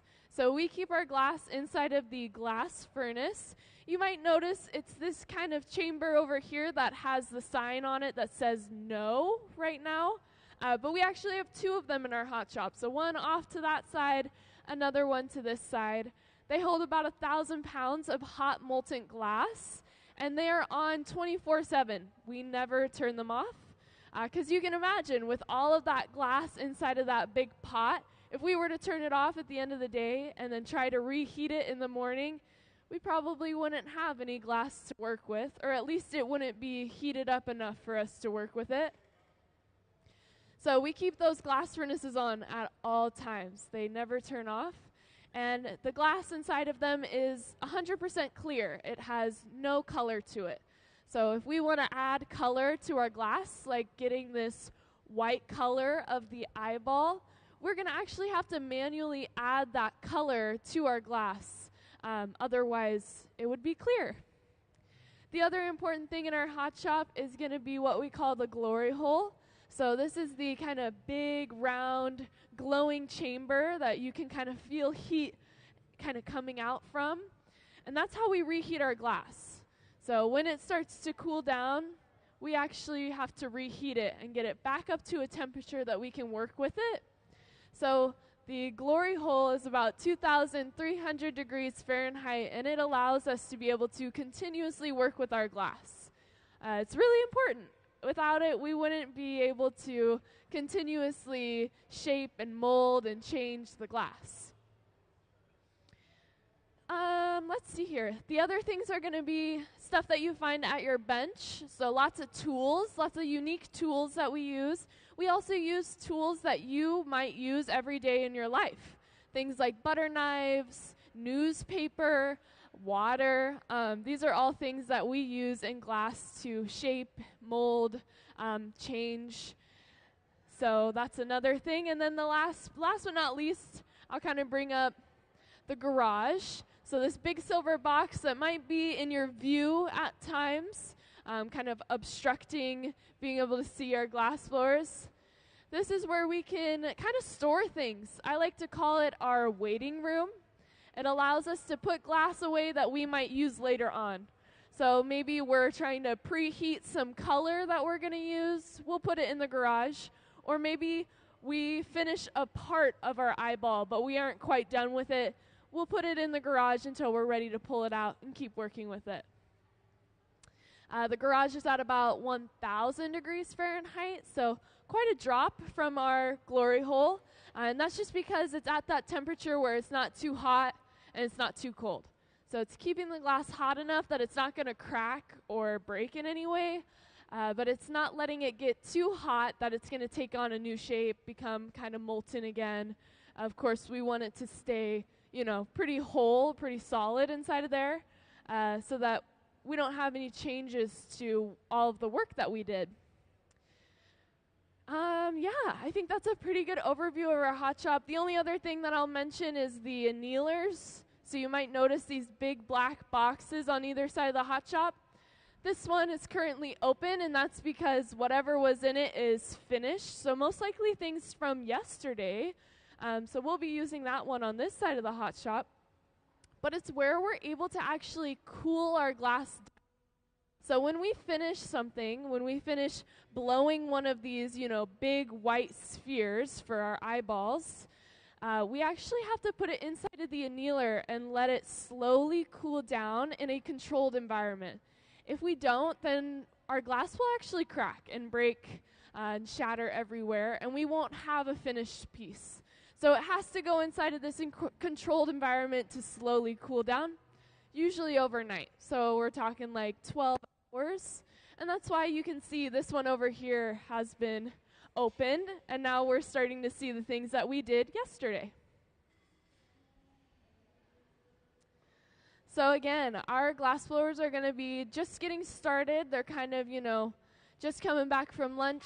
They're going to get going on the project for the second half of the day, and I will kind of guide you through it and keep you updated. In the meantime, if you have any questions, please let me know.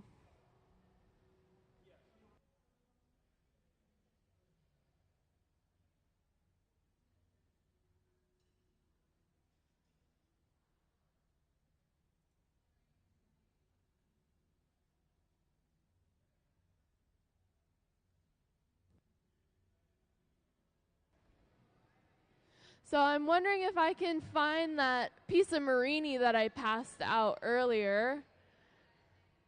Whoever may have it. I know last time I saw it over here, but I think it has moved its way. I have some people up towards the front that are wondering where it's at.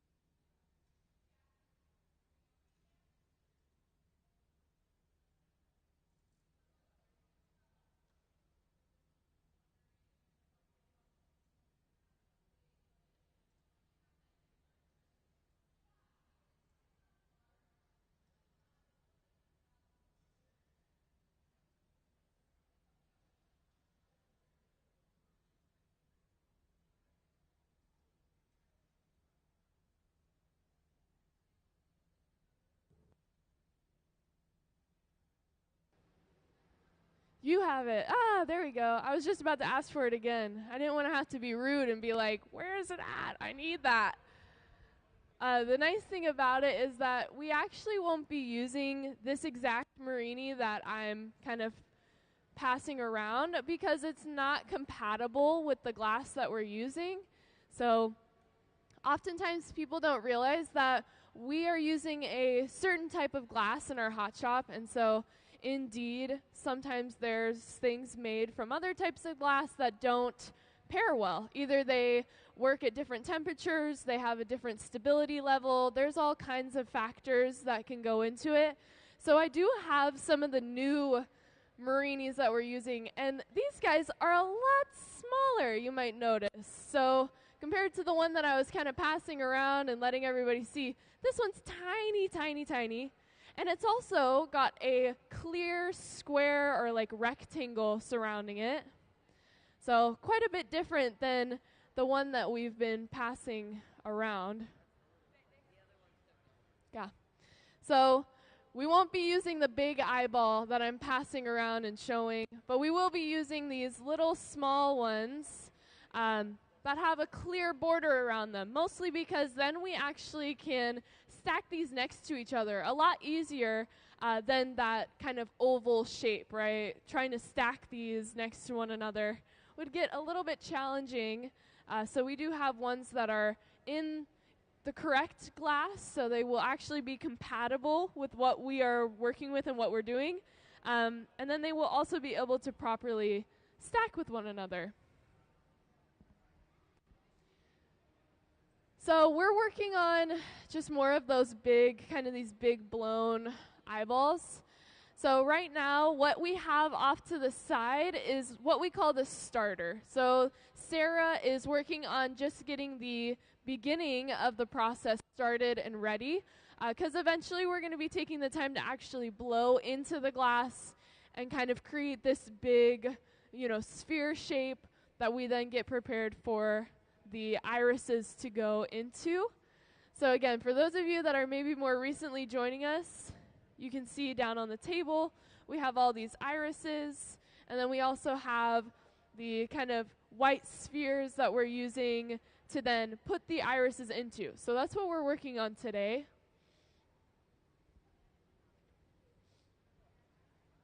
I will also say that right now, you can see it on the big screen, we're kind of off to the side, and eventually everything will come to the center bench.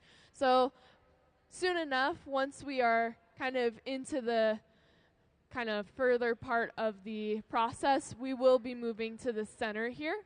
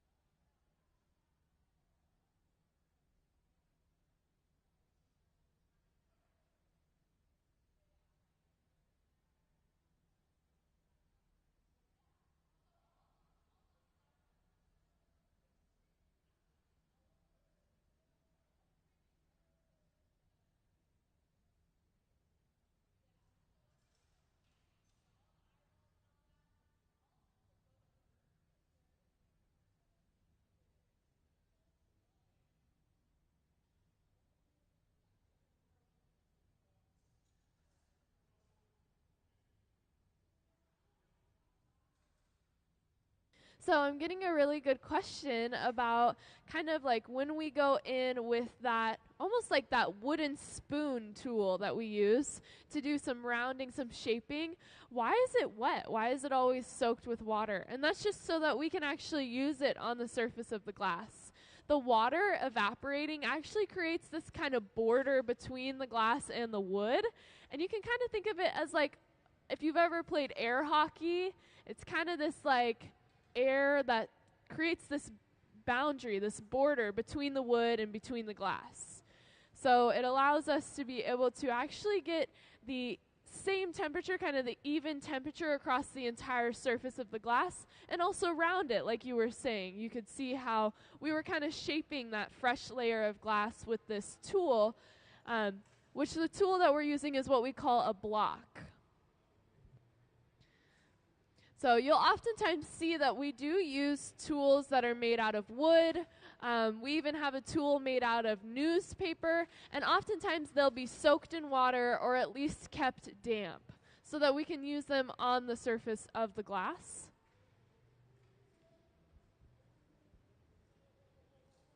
And like I had mentioned, we have moved into our center bench now, meaning a lot of the kind of expanding of the glass is going to start to happen. So you're going to see it go from, this kind of big, huge mass of glass on the end of the pipe to a blown object. So we're going to start to actually blow into the glass. You can see we have one glass blower sitting at the opposite end of the pipe, and he's going to be the one to actually blow his own breath to inflate the glass.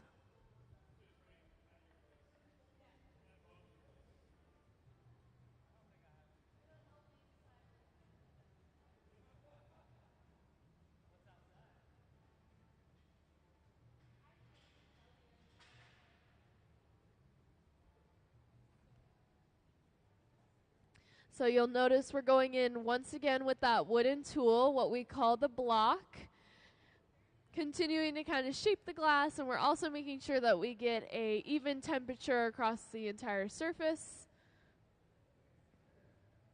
And yes, since this tool is wooden, we will put it right back into the water just to re-soak it, make sure that we can get that border reestablished between the glass and the wood.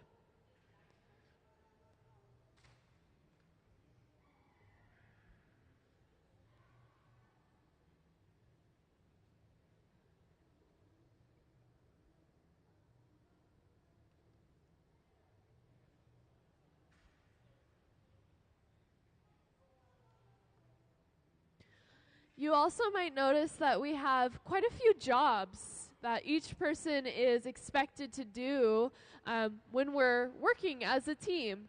So you can notice that, one of our glass blowers is here to make sure that we are protecting one another.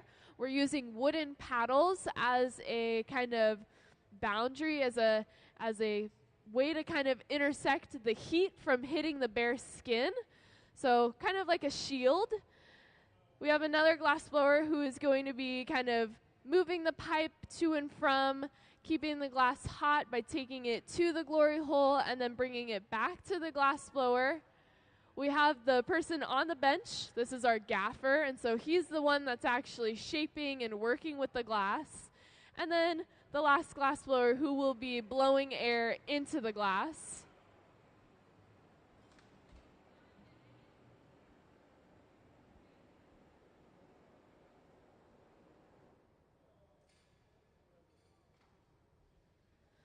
You'll see now we're going in with those newspapers that I was talking about. So it's a stack of newspapers that we just keep soaked with water, and we can use it on the hot surface of the glass, similar way that we can use the wooden tool.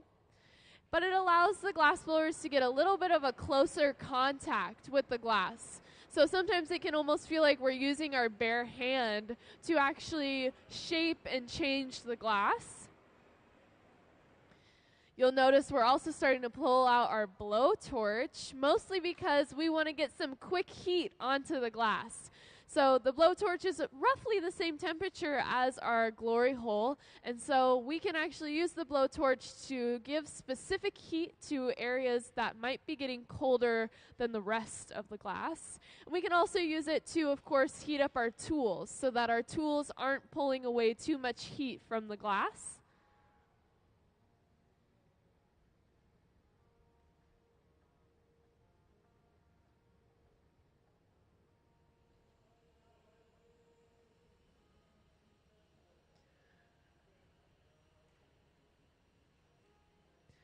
You'll see we're going in with this metal tool now. This is what we call the jacks. And we're creating this indentation in the glass up towards where it meets the pipe. This is what we call the jack line. I like to tell people it's also kind of like the neckline of the piece.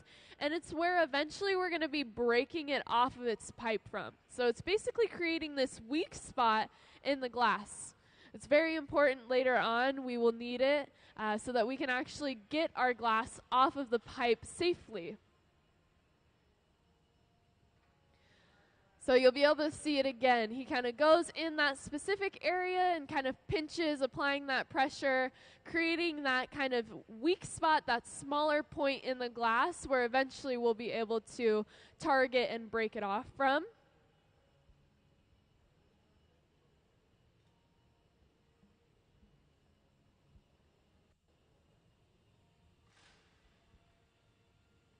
And again, for those of you that maybe didn't hear or you just want to confirm, we are making these kind of big white blown circular pieces today, or at least right now, that will be kind of used to then display the actual irises that have been previously made.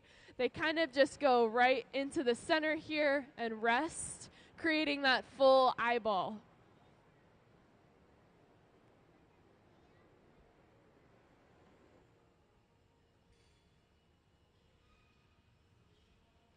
So since we have kind of the display, we have an idea of what we're going for. And we can all see how the glass is going from, you know, this mass that we had on the end of the pipe to now it's starting to inflate and become rounder.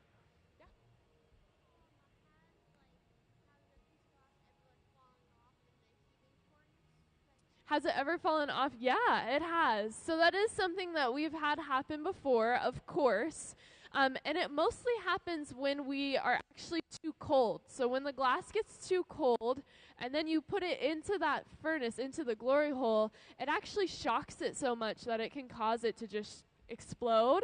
And so sometimes that does result and then in the glass getting inside of there, all over the inside, which is not fun. So we try to be very careful about making sure that the glass is hot because we don't want it to be breaking in any way. It's always very disappointing too. I mean, everybody's hearts break. Yeah, we do have to clean it out. So it does get turned off. So I think people get confused because of course right now it's so hot that we wouldn't be able to clean it. But at the end of the day, we turn them off and they do cool down. And so we are able to go in and actually clean them. That's a good question. Thank you.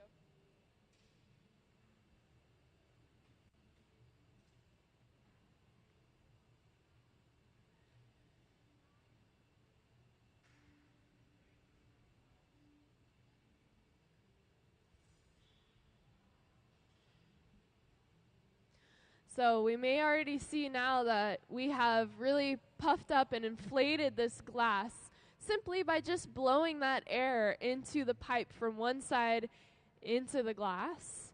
Oftentimes people like to ask, you know, does it hurt him? Does it hurt him at all to blow that air in? Is it hard? And can he feel the heat? And the answer is no, he can't feel the heat. It doesn't hurt him. And the other answer is, if the glass is hot, it won't be difficult to make it stretch. So as long as the glass is really nice and warm, we're able to get it to inflate pretty easily. Sometimes you do start to struggle when the glass cools down. You aren't going to get it to, you know, inflate itself if it's cold. you'll see that off to the side, he's going into that glass furnace and getting a layer of fresh glass onto the end of what we call the punty. So this is going to be the pipe that we actually are going to switch onto. So now that our glass has been blown up to as big as we need it to be, we're going to be ready to actually disconnect it from its blowpipe. So we will no longer need that kind of vessel for air to travel into it. And we will be going onto a solid pipe to finish any shaping that we need to do.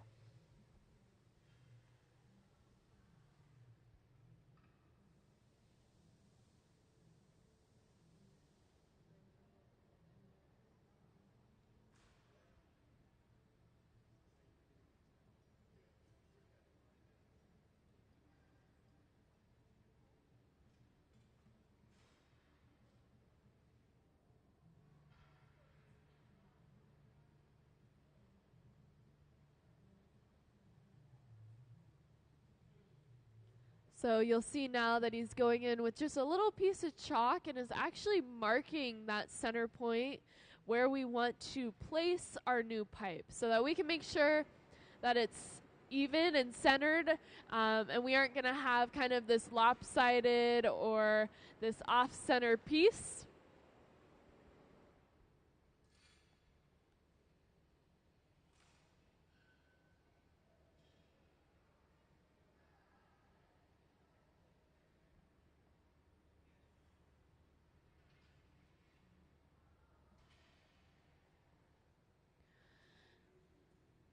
And again, for those of you that maybe didn't hear or you maybe missed it, we're doing all of this for a residency with an artist known as Sonya Clark. So she is the one that actually came up with this idea and designed it and actually designed the irises.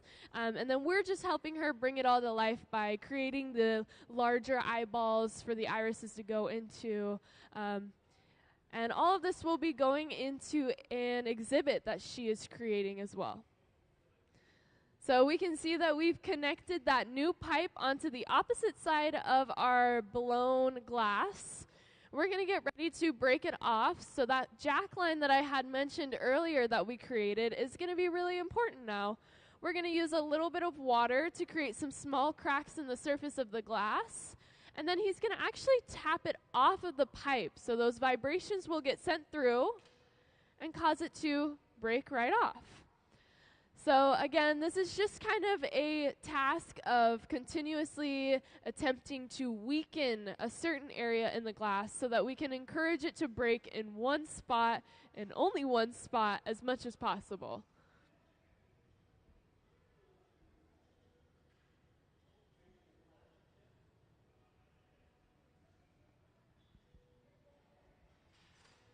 So now that we are on this new pipe, there's a brief moment where the glass from that new pipe is still hot enough that he can make some small adjustments to really make sure that it is centered on that pipe. And then we're going to go into the process of actually creating this kind of divot or almost like an opening at the top of the eyeball so that the iris actually has a place to come in and rest. The irises on the bottom actually kind of have almost like their own little lip, you can see, so that they can actually go inside of those eyeballs and properly hold themselves in there and rest in there properly. Some of them are a little bit like, a little bit more pronounced than others, you might notice.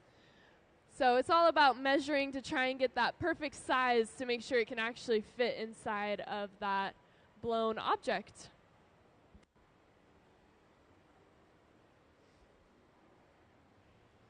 And then I will say, if you want to get an idea of what it would look like with the iris like actually inside of that eyeball, you can come and get a closer look at this one here on the table.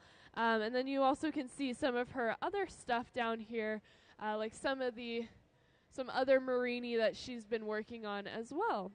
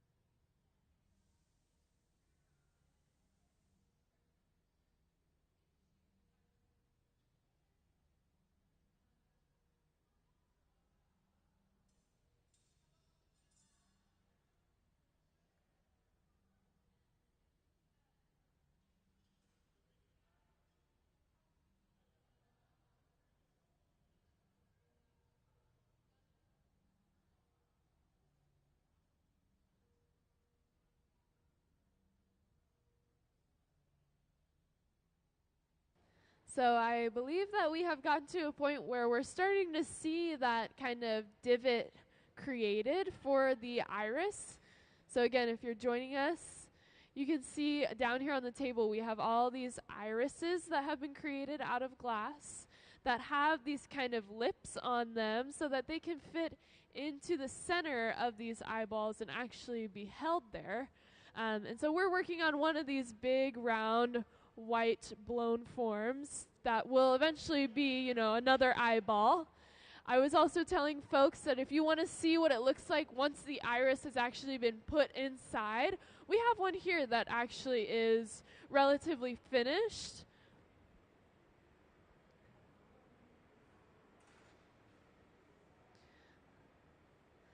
And then you can also see we have gotten to a point where we've actually opened up that hole that we had left over from our blowpipe. We've opened it up enough that we can actually start to measure it and make sure that whichever iris we want to fit into it will actually be the correct measurements. So we can take measurements, we can make sure that everything's going to line up properly, just to ensure that we don't end up, you know, wasting glass.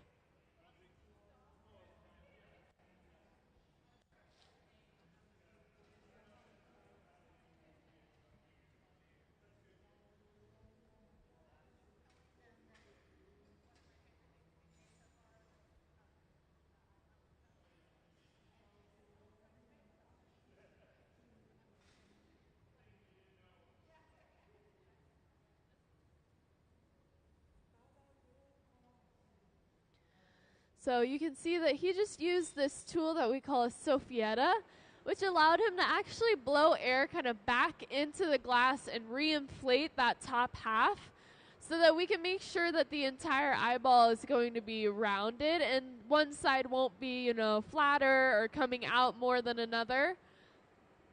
It's also getting it prepared so that the actual iris itself will be what kind of finishes and completes the sphere.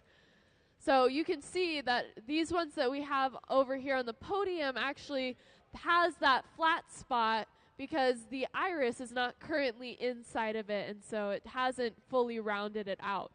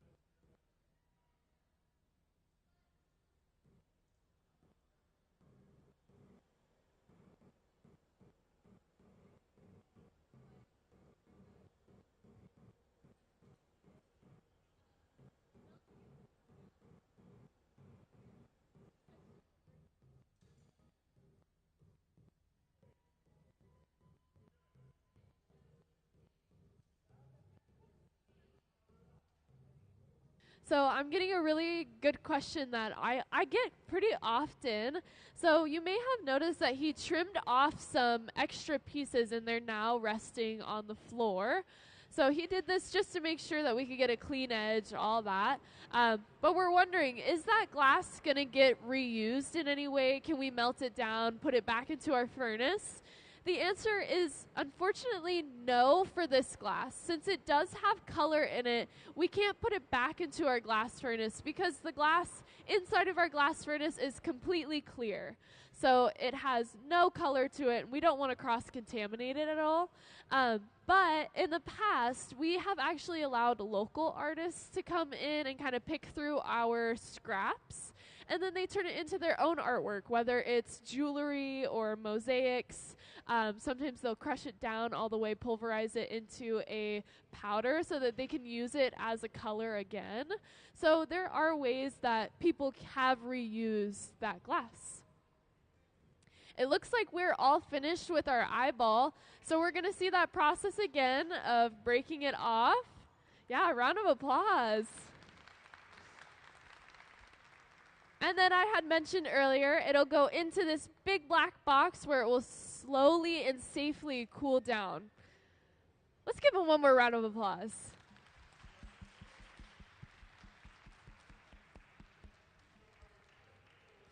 Alrighty, so with one of those eyeballs put away to slowly cool down, I do believe we'll be getting started on another one shortly. But if you have any questions in the meantime, I'm here to answer them.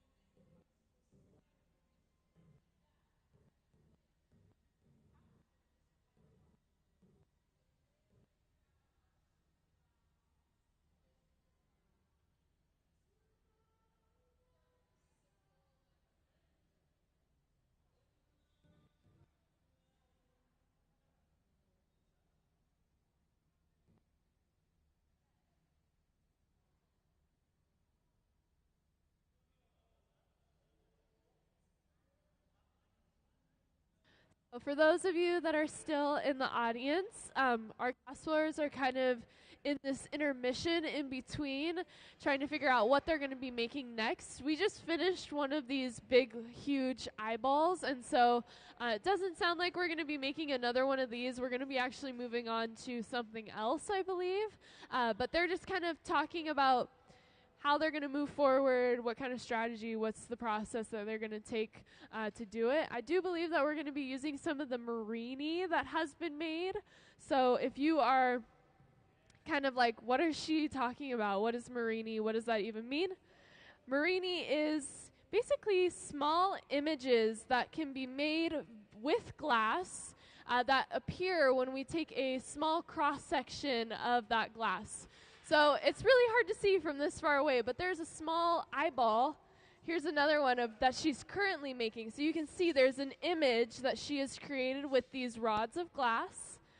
And then she's going to heat it up and actually be able to stretch it thin and then chop it into small cross sections that then have an image on the inside. We then take these and we lay them out next to one another and create a sheet of patterns. And then we roll it onto the surface of glass. So it's quite a kind of a long process. There's a lot that goes into it, kind of, detail-oriented type of task. But it really does give a amazing effect in the end. And like she had showed you, we're working on another one. Yeah, thank you. Here's kind of what it would look like after it's been stretched. And then you can see that there's kind of some sort of image in the center that we're able to actually then use. So yeah, lots of exciting stuff. It'll be really fun. Thank you. And again, if you're just joining us, welcome in. If you haven't heard, we're here with Sonya Clark. She's our visiting artist for the week. So she started her residency on Wednesday. She's going to be here all the way until Sunday. You can come and get a close look at all the things that she has been creating thus far. And you can also see some of the things that she brought with her as well. I've been telling people, if you want to see a look of the kind of what a finished eyeball would look like with that iris actually stuck inside, you can come get a closer look here. It's a fake one? It's a prototype. Yes, I made sure. This one is not like a, finalized. What we're making is ending up much better. This is her prototype. But since we don't have any of those irises actually inside of our eyeballs, if you wanted to know what it would look like once it's stuck in there to get the full idea of, what we're working on, you can come get a look. So everything that's being made will be part of a traveling museum exhibit. If you're interested in any of that, please take the time to, educate yourself on our artists as well. But yeah, she's been selected for one of our ongoing partnerships with Pilchuck. So we're very happy to have her here. And if you have any questions about what we're going to be working on, please let me know. In the meantime, I'm going to be kind of giving them a moment and checking in with you in a little bit here.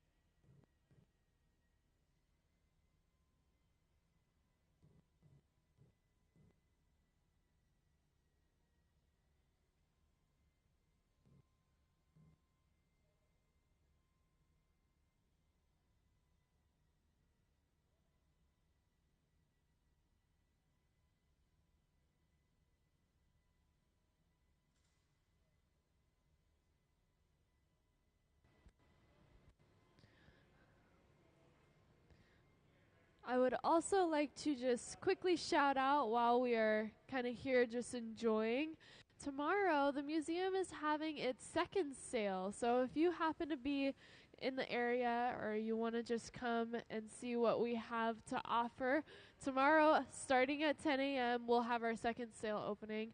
And I do believe that we'll have some pieces listed for as low as $10 tomorrow. So this is stuff that we have created throughout the year that either our glass blowers just weren't fully happy with or did not sell a high number of. We'll have, on sale for their second opportunity. Thank you. And you can see, oftentimes people believe that it's the stuff that's, broken or doesn't look good, but that's not the truth at all. It's just stuff that our glass blowers, who tend to be very picky of their own work, weren't fully happy with. Whether there's a small bubble in something, or maybe it didn't come off of the pipe properly. So yeah, this will be happening tomorrow, and we'd love it if you would come and spend the morning with us.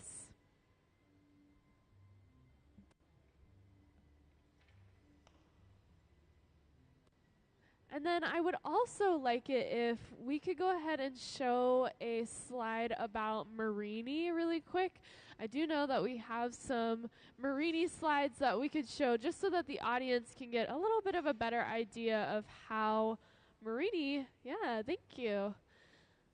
So here gives you an idea of all the different kinds of, cane and how we can get different pattern shapes, textures into the surface of glass.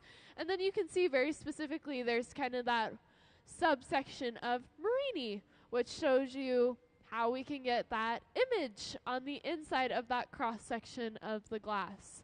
So since mine was a little bit further, thank you. Here's some more that kind of closely represent what our visiting artist, what Sonya Clark is kind of working on as well. So we can all now see and get an idea of how we can get these very, very small images on the inside of that glass.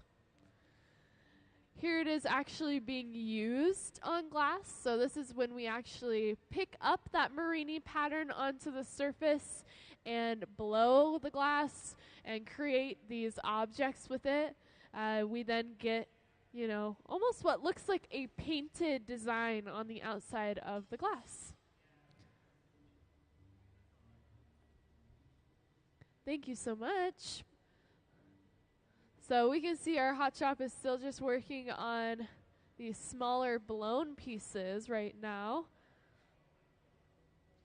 And you might also notice that currently we are not using any color. So everything that we're doing right now is clear.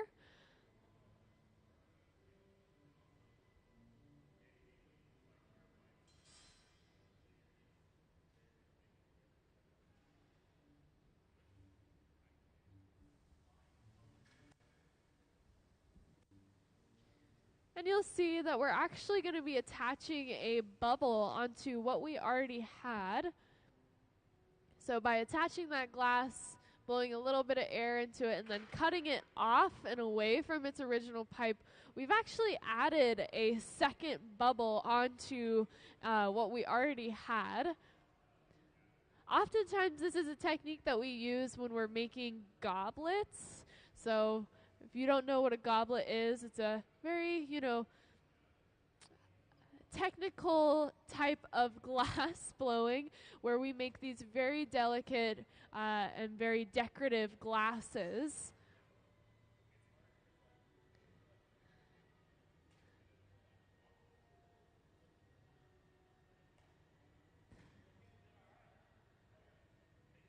And you'll see he's going to go ahead and knock off half of this glass that he does not need. So this is excess that we currently do not need.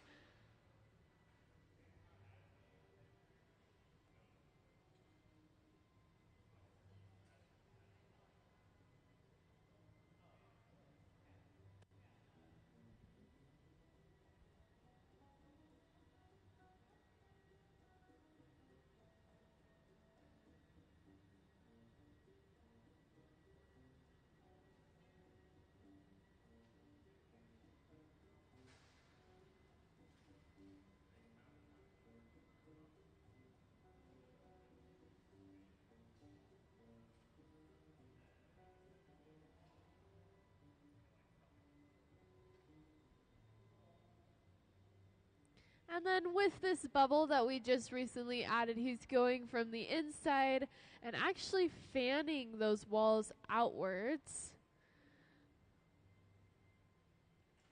creating basically what we could consider a foot, so the foot of this glass that we're making.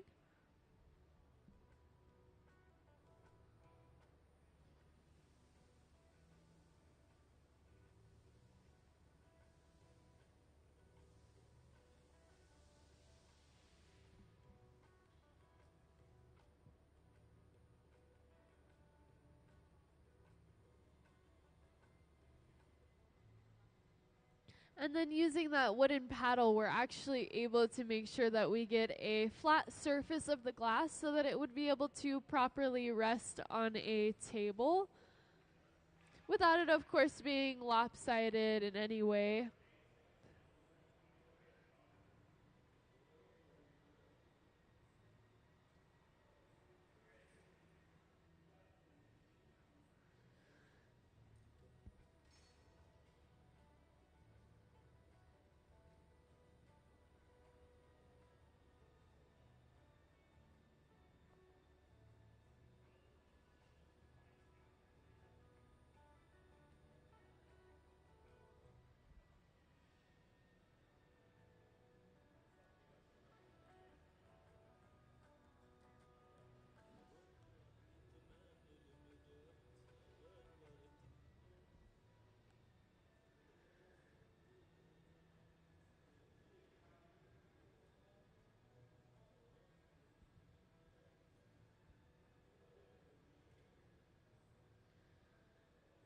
So now we're coming in with our punty. This is our secondary pipe that we're going to be switching on to. It has a very small amount of glass on the end of it. And it allows us to be able to kind of rotate which side of the glass we want access to, so that we can now start to work and open up the hole that we have left over from our blowpipe.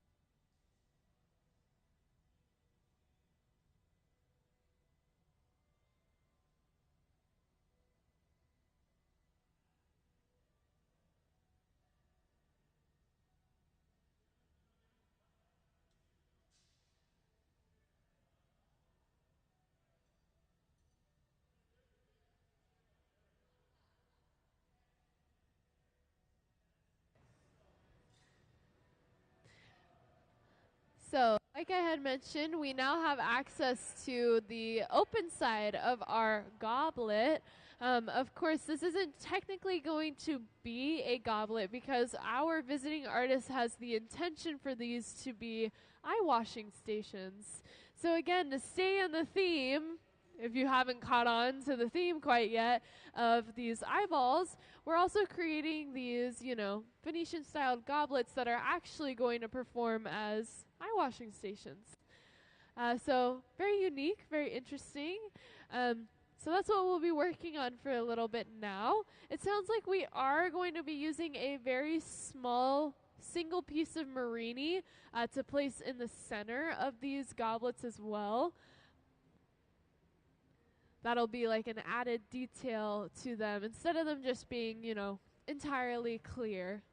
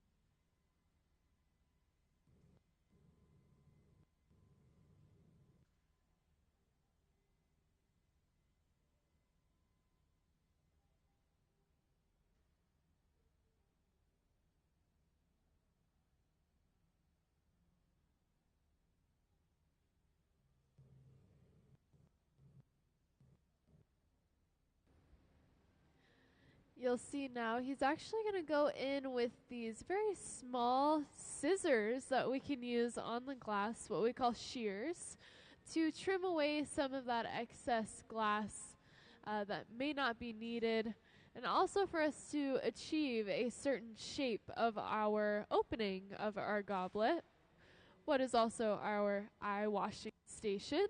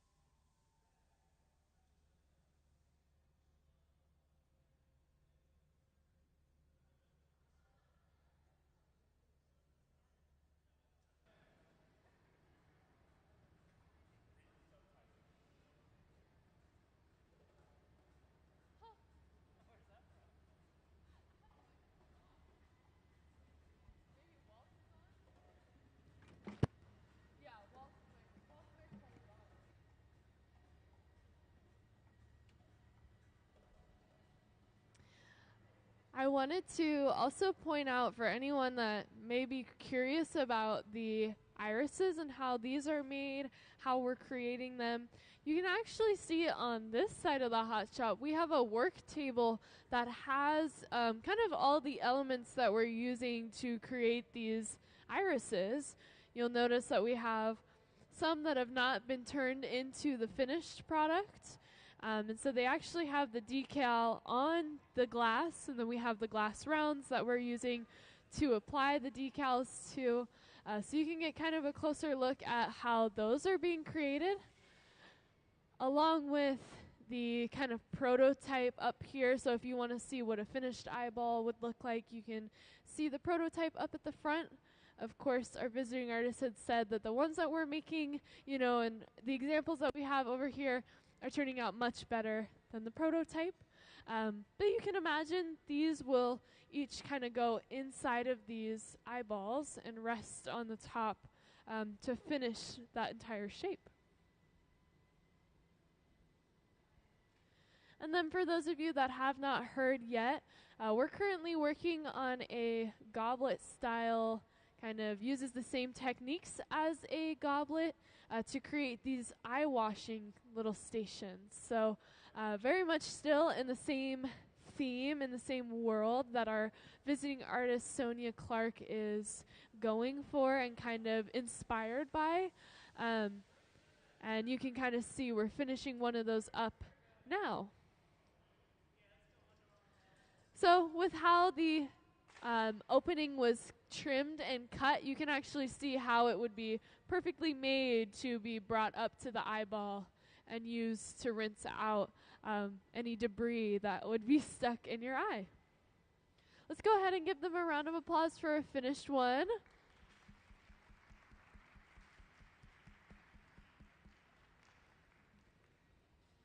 And now our glass blowers will be deciding on what they work on next, whether it's another one of those little eye washing stations or if we decide to move on to making irises. We'll have to just kind of see where they decide to go.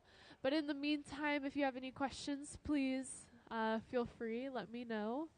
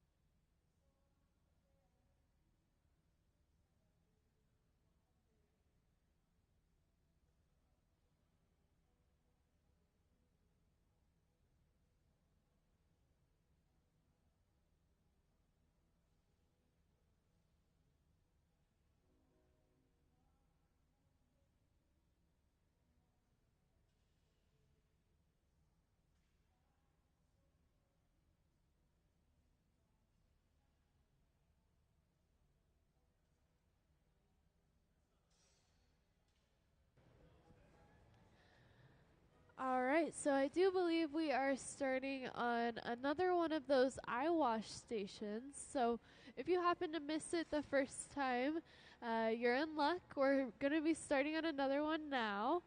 So you can see that we have just a little bit of glass on the end of a blowpipe that we're starting to blow some air into, starting to shape and kind of create this teardrop shape almost.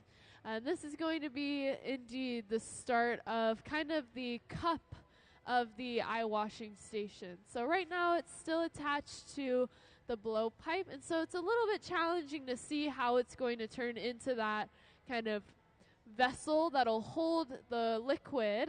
But that's just because it's actually flipped the other way. So once it's disconnected from the blowpipe is when we actually start to open it up and turn it into a cup that can hold that fluid.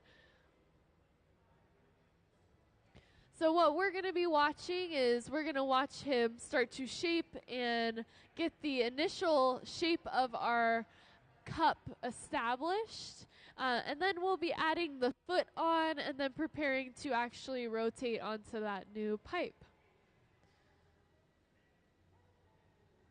So using certain tools, like now he is currently using the jacks to create indentations in the glass by applying a little bit of pressure.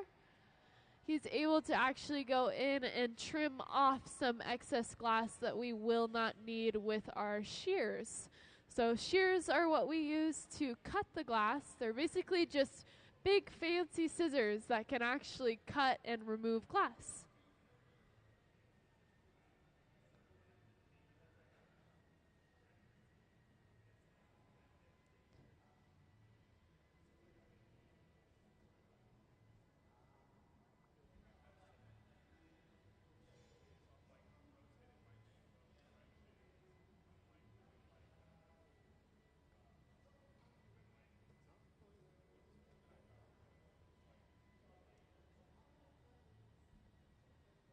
You'll now see one of our glass blowers is blowing a little bit of air into that vessel to actually inflate the glass.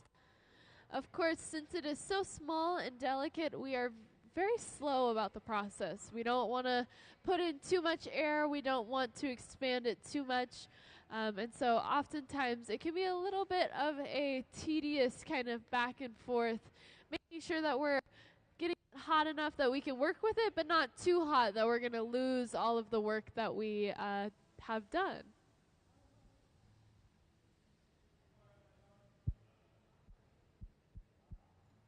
You'll also notice that we're starting to use this extremely hot torch. So this is the torch that we can use to target very specific areas on the glass and heat up just that one area. In our case, we are doing this so that we can apply one of those very small pieces of marini that I had talked about earlier. So you can see he's actually going in and by hand attaching that piece of marini to the bottom of the eye washing station, so the bottom of the glass. This means that when a user of the eye washing station were to actually look inside of that glass, they would see the eyeball inside of the glass. So it's not on the outside, it's actually on the inside. And in a moment here, we will be adding the foot of our glass on top of that piece of marini that we just added. But since everything that we're using and adding is clear, you'll still be able to see that image of the eyeball, the marini, very well. So to give you an idea, here's a larger piece of it. This is not the exact one that we're using because this glass is not compatible with the glass that we're using, but it is the same design. So same eyeball, just a lot smaller. It's actually one of these guys, so very, very tiny, being put onto the bottom of that glass. So if you were actually going to put your eyeball into it, you would actually see the eye looking up into you. So yeah.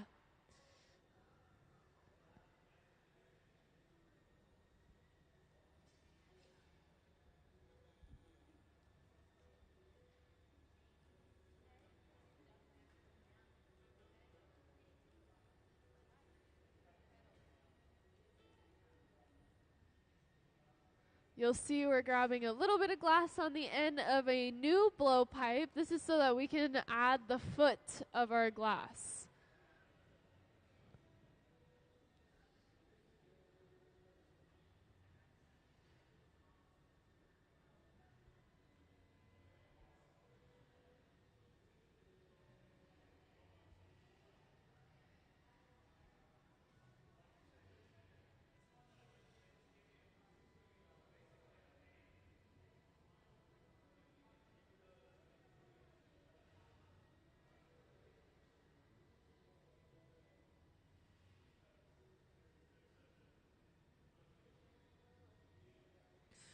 So again, we've established a very small bubble into the glass that we're going to be using to create the foot.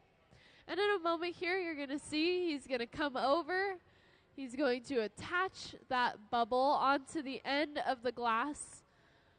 A little puff of air will be blown into the glass as it gets trimmed away, and now is added on to the rest of what we already had.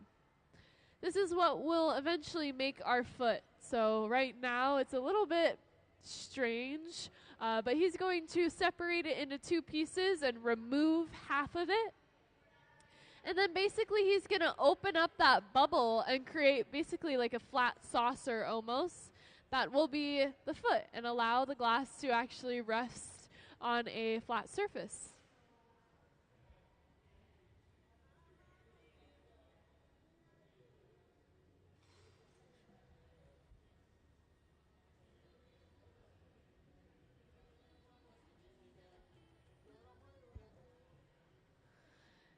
And you can see again, using those shears, we're going to go ahead and actually tap off that excess glass.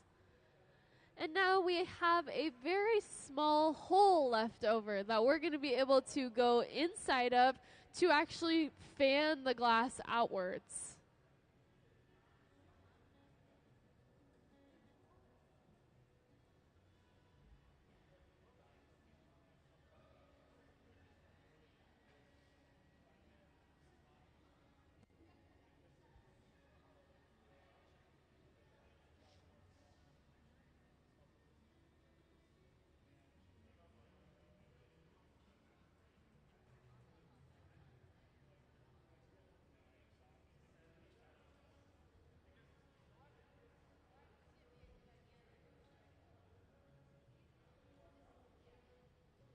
So going inside of that bubble with our jacks, you can see how he's going to be able to start fanning it outwards.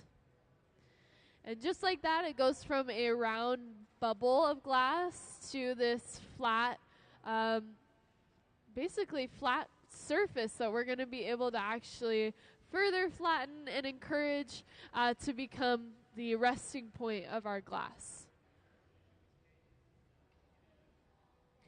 One of the ways that we do this is by actually using a wooden paddle. So we apply this wooden paddle to the bottom. It kind of just further flattens out that foot.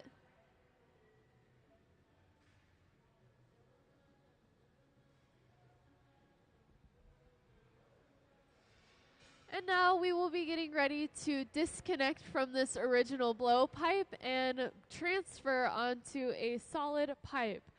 So you can see we've gotten a very small punty, as we call it, that we will be attaching onto the bottom of our glass and using as a new pipe. So this is the time when I would like to remind everybody in here that our glass blowers are highly experienced and have been doing this for over 30 years. And so oftentimes they make it look very easy, when in fact this is a very challenging skill. The ability to make goblets in general is something that glass blowers practice for years and years to perfect. And so Ben, who is sitting at our bench currently, who is our gaffer, as we call it, he has been making goblets for a very long time. And so he oftentimes makes it look very effortless. We've attached that new pipe. We're going to get ready to break off. All we need is just a little bit of vibration sent through the pipe, and the glass just comes clean off of the blowpipe. we now have access to the side that is going to be the open end of our eye washing station. So again, if you're just joining us and you haven't gotten the chance to see what we're working on, our visiting artist who's here with us, Sonya Clark, has been working on all of these different eye-inspired, so actual eyeball-inspired artwork. You can see we have these irises down here on the table. These are the eyeballs that the irises actually go into. We've been making eyeball marini, and then the marini is getting used in certain pieces again. So these are the little eyeballs that we've been making. And now we are working on these goblet-inspired eye washing stations. So these things that we're working on currently are actually going to get trimmed in a certain way that they would be able to be brought to the eyeball and used as a little eye washing station.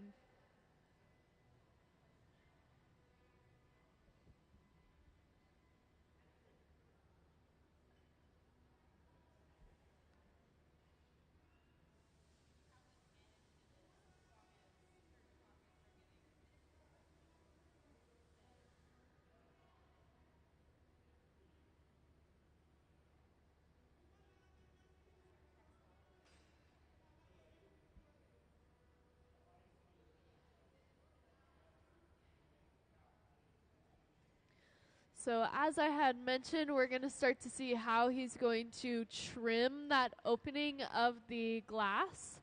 So right now we have created that kind of even edge, but he's actually going to go in and cut it at a certain angle in a certain way that it'll kind of divot on one end and will actually be kind of an uneven and unsymmetrical opening to it. So it'll be a little bit different than your typical drinking glass, just because it's not meant for that. It is, again, meant for the eyeball.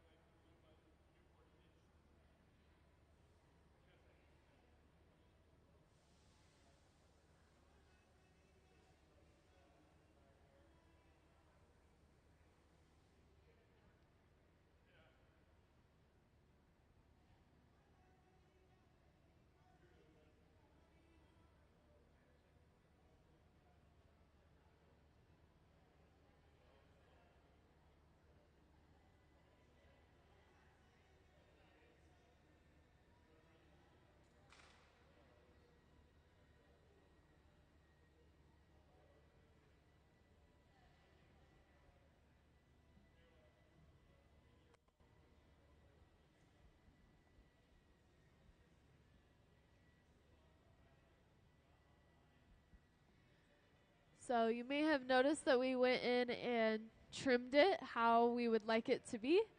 Now is really just some kind of detail work of just making sure everything looks finished and well done. He's going to go in and just kind of perfect those edges a little bit more. But you can see how it has been cut in that certain way to be very unique to what our artist is wanting to achieve and what this object is meant to serve.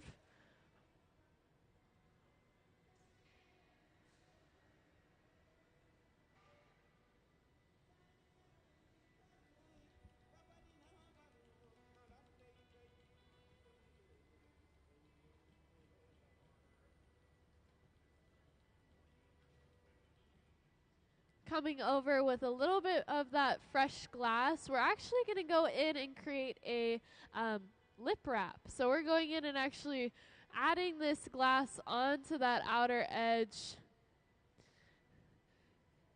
just wrapping that lip line. Sometimes we will do this with a different color. So if the entire vessel is clear, sometimes we'll go in with a color so that it actually adds a little bit of interest. But in our case, we're using all clear glass with that little detail of that eyeball Marini being added into the bottom of the glass.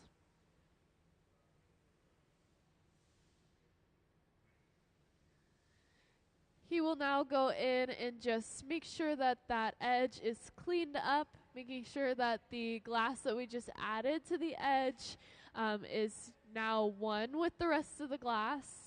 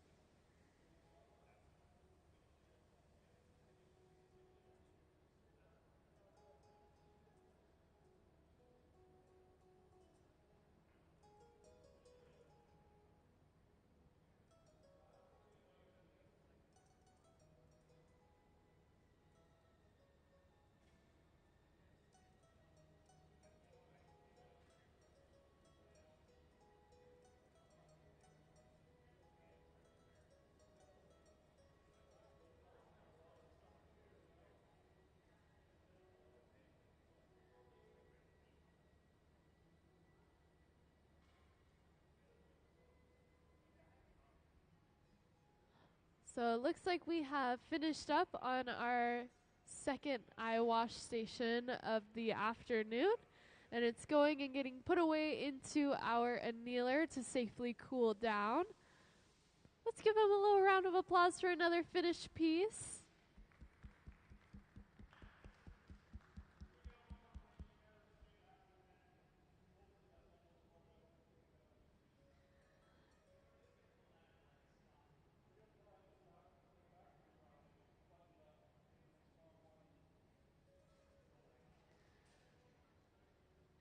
So it sounds like we're going to be doing one more of those eye wash stations for today. And then we're going to be moving on to kind of prepping for some of the pieces that we'll be working on tomorrow. So if you would like to hang around, we're going to be starting on another one of those eye wash stations in just a moment here. Otherwise, if you have any questions as well, I am here to answer them. But I will go ahead and just let them finish up what they're doing, and you guys can just enjoy.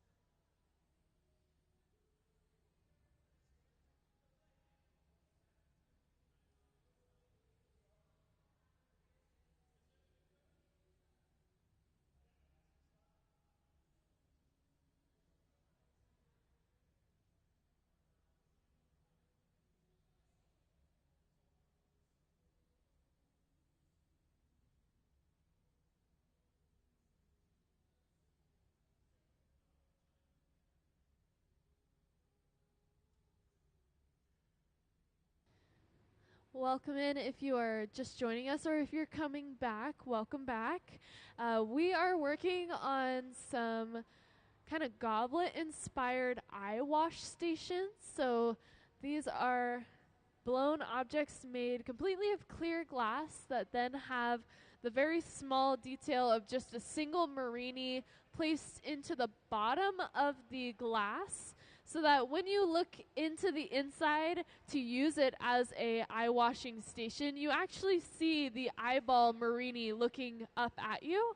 So these are very kind of different than what we were making earlier. If you happen to be here when we were working on one of these large blown eyeballs, they're a lot more dainty, very small. You can see we're going in and adding that piece of Marini now to the bottom of that kind of cup of the eye wash station.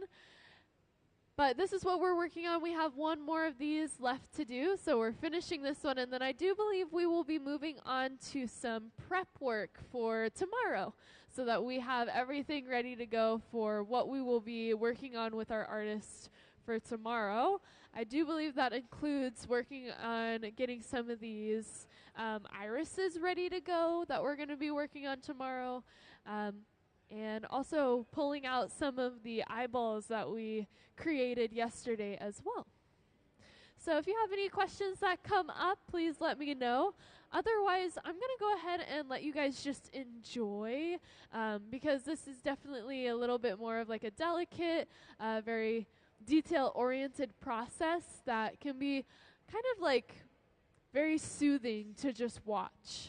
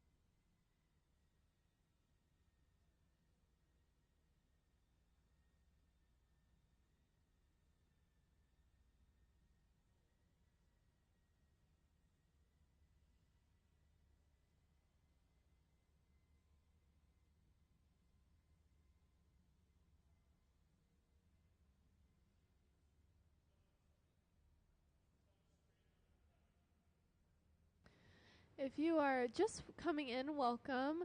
We are just now finishing up our last eye washing station that we've been working on. So you can see when he comes back out how the cup that we're working on has a very unique shape to it because it's actually made to be for your eye. So you would put some sort of fluid to wash out any debris from your eye. So you can see that's why it has this very unique shape to it. We are just now finishing it off. And then we will be starting on, most likely, I believe, some prep work for tomorrow. So finishing up some things that we need to have ready to go for the morning.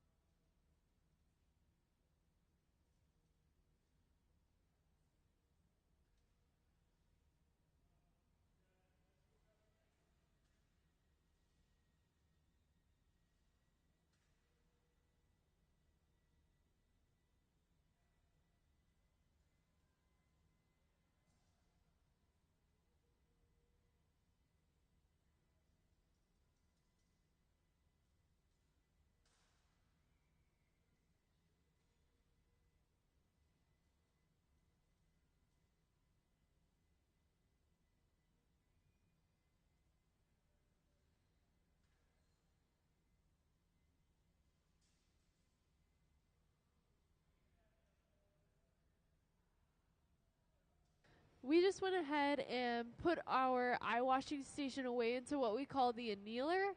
So the annealer is the box that allows us to slowly and in a controlled environment cool down the glass. So it's at yes, if it were to cool down in this environment, it wouldn't properly cool down. We wouldn't have a finished piece. Yes, yeah. So basically, it holds it at a temperature of almost like 900, 950, sometimes a little bit lower. And then usually overnight, so about a 12-hour period of time, it'll slowly cool down until it reaches room temperature. Yes, yeah. And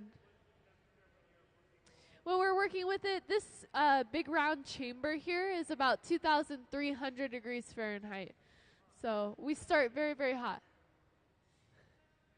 Very hot.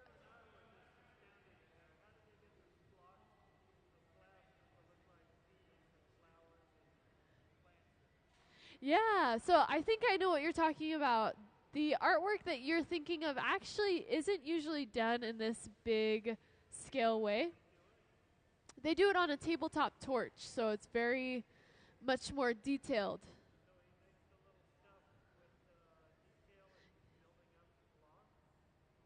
I am trying to think.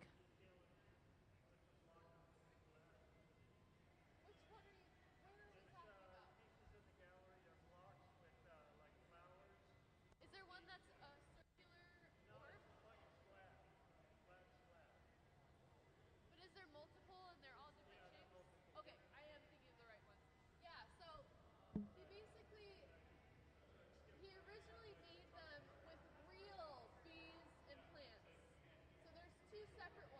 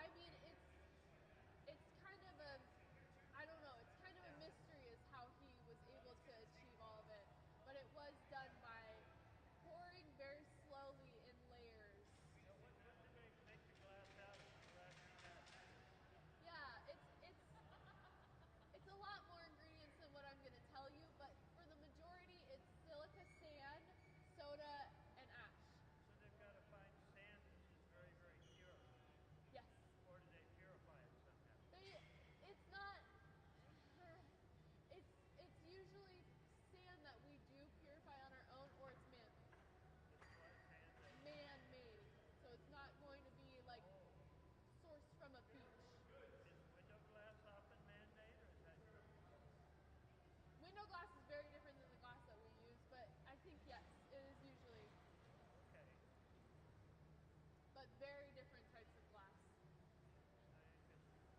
The stuff on the floor that's been capped off, can they reuse that or is Yeah. it contaminated?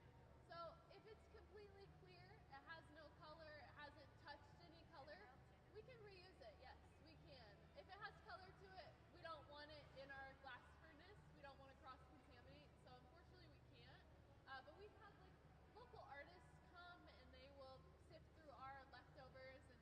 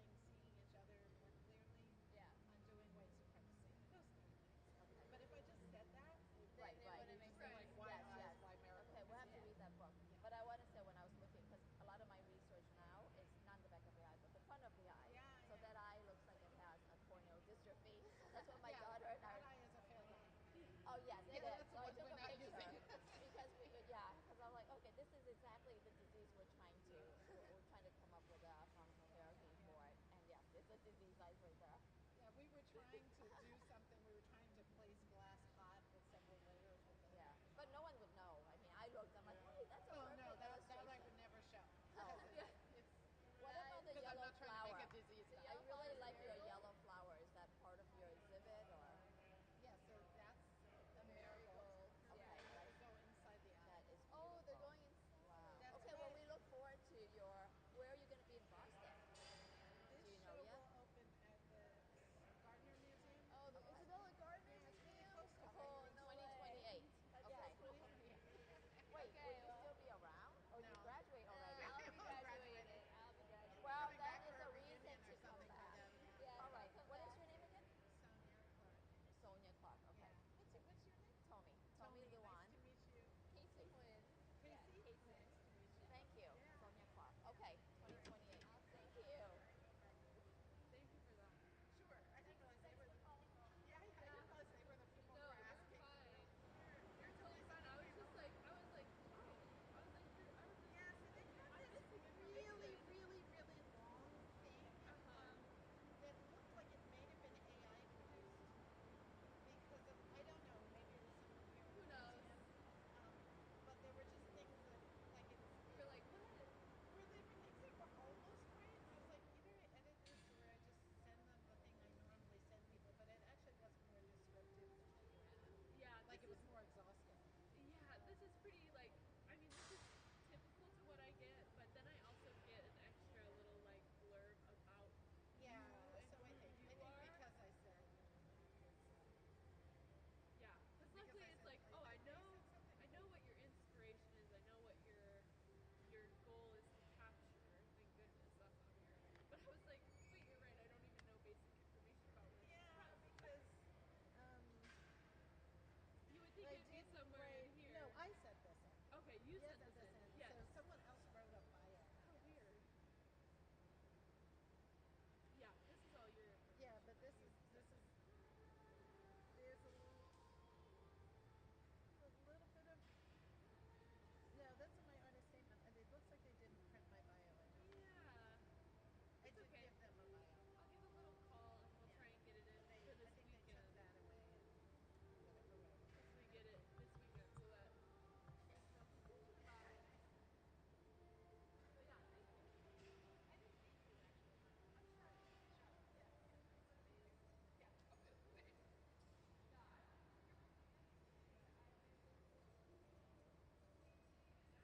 Yes.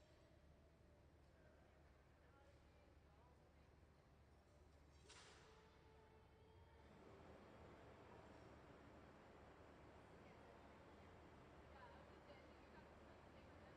Okay.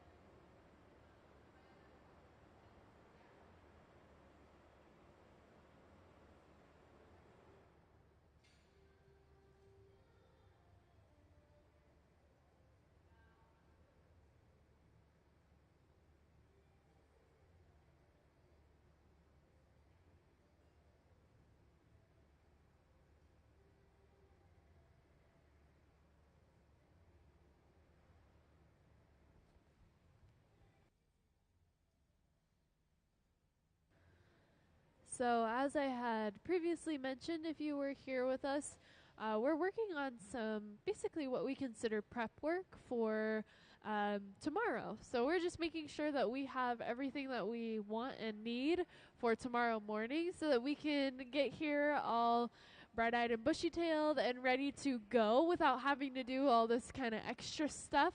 And since we have, a little bit of time at the end of the day to accomplish it, it works out perfectly. You can see that what we just accomplished is actually the pulling of the Marini that our visiting artist Sonya Clark had designed herself. So she basically had created this pattern out of glass rods, and we just went ahead and warmed it up hot enough that we could actually stretch it into a rod that then will be cut into smaller cross sections that will then have an image on the inside. So it's a little bit of a tedious process to achieve these images inside of our glass, as I said, known as Marini. But if you wanted a closer look at, some of the other Marinis that we've created, we have some down here as well. But yes, so this is what we're doing, trying to just finish up for the end of the day. I will go ahead and just let everybody know we are going to be closing in about 15 minutes, meaning if there's anything else that you wanted to go run and see, or maybe you wanted to check out the gift shop, now is definitely the time to do it. Otherwise, you are free to hang out with us for about another 10 minutes or so. And if you have any questions or concerns at all, please let me know. We're just going to be finishing up this Marini, putting it away into our annealer so that we can be ready to then chop it up into our cross sections and be able to use it tomorrow.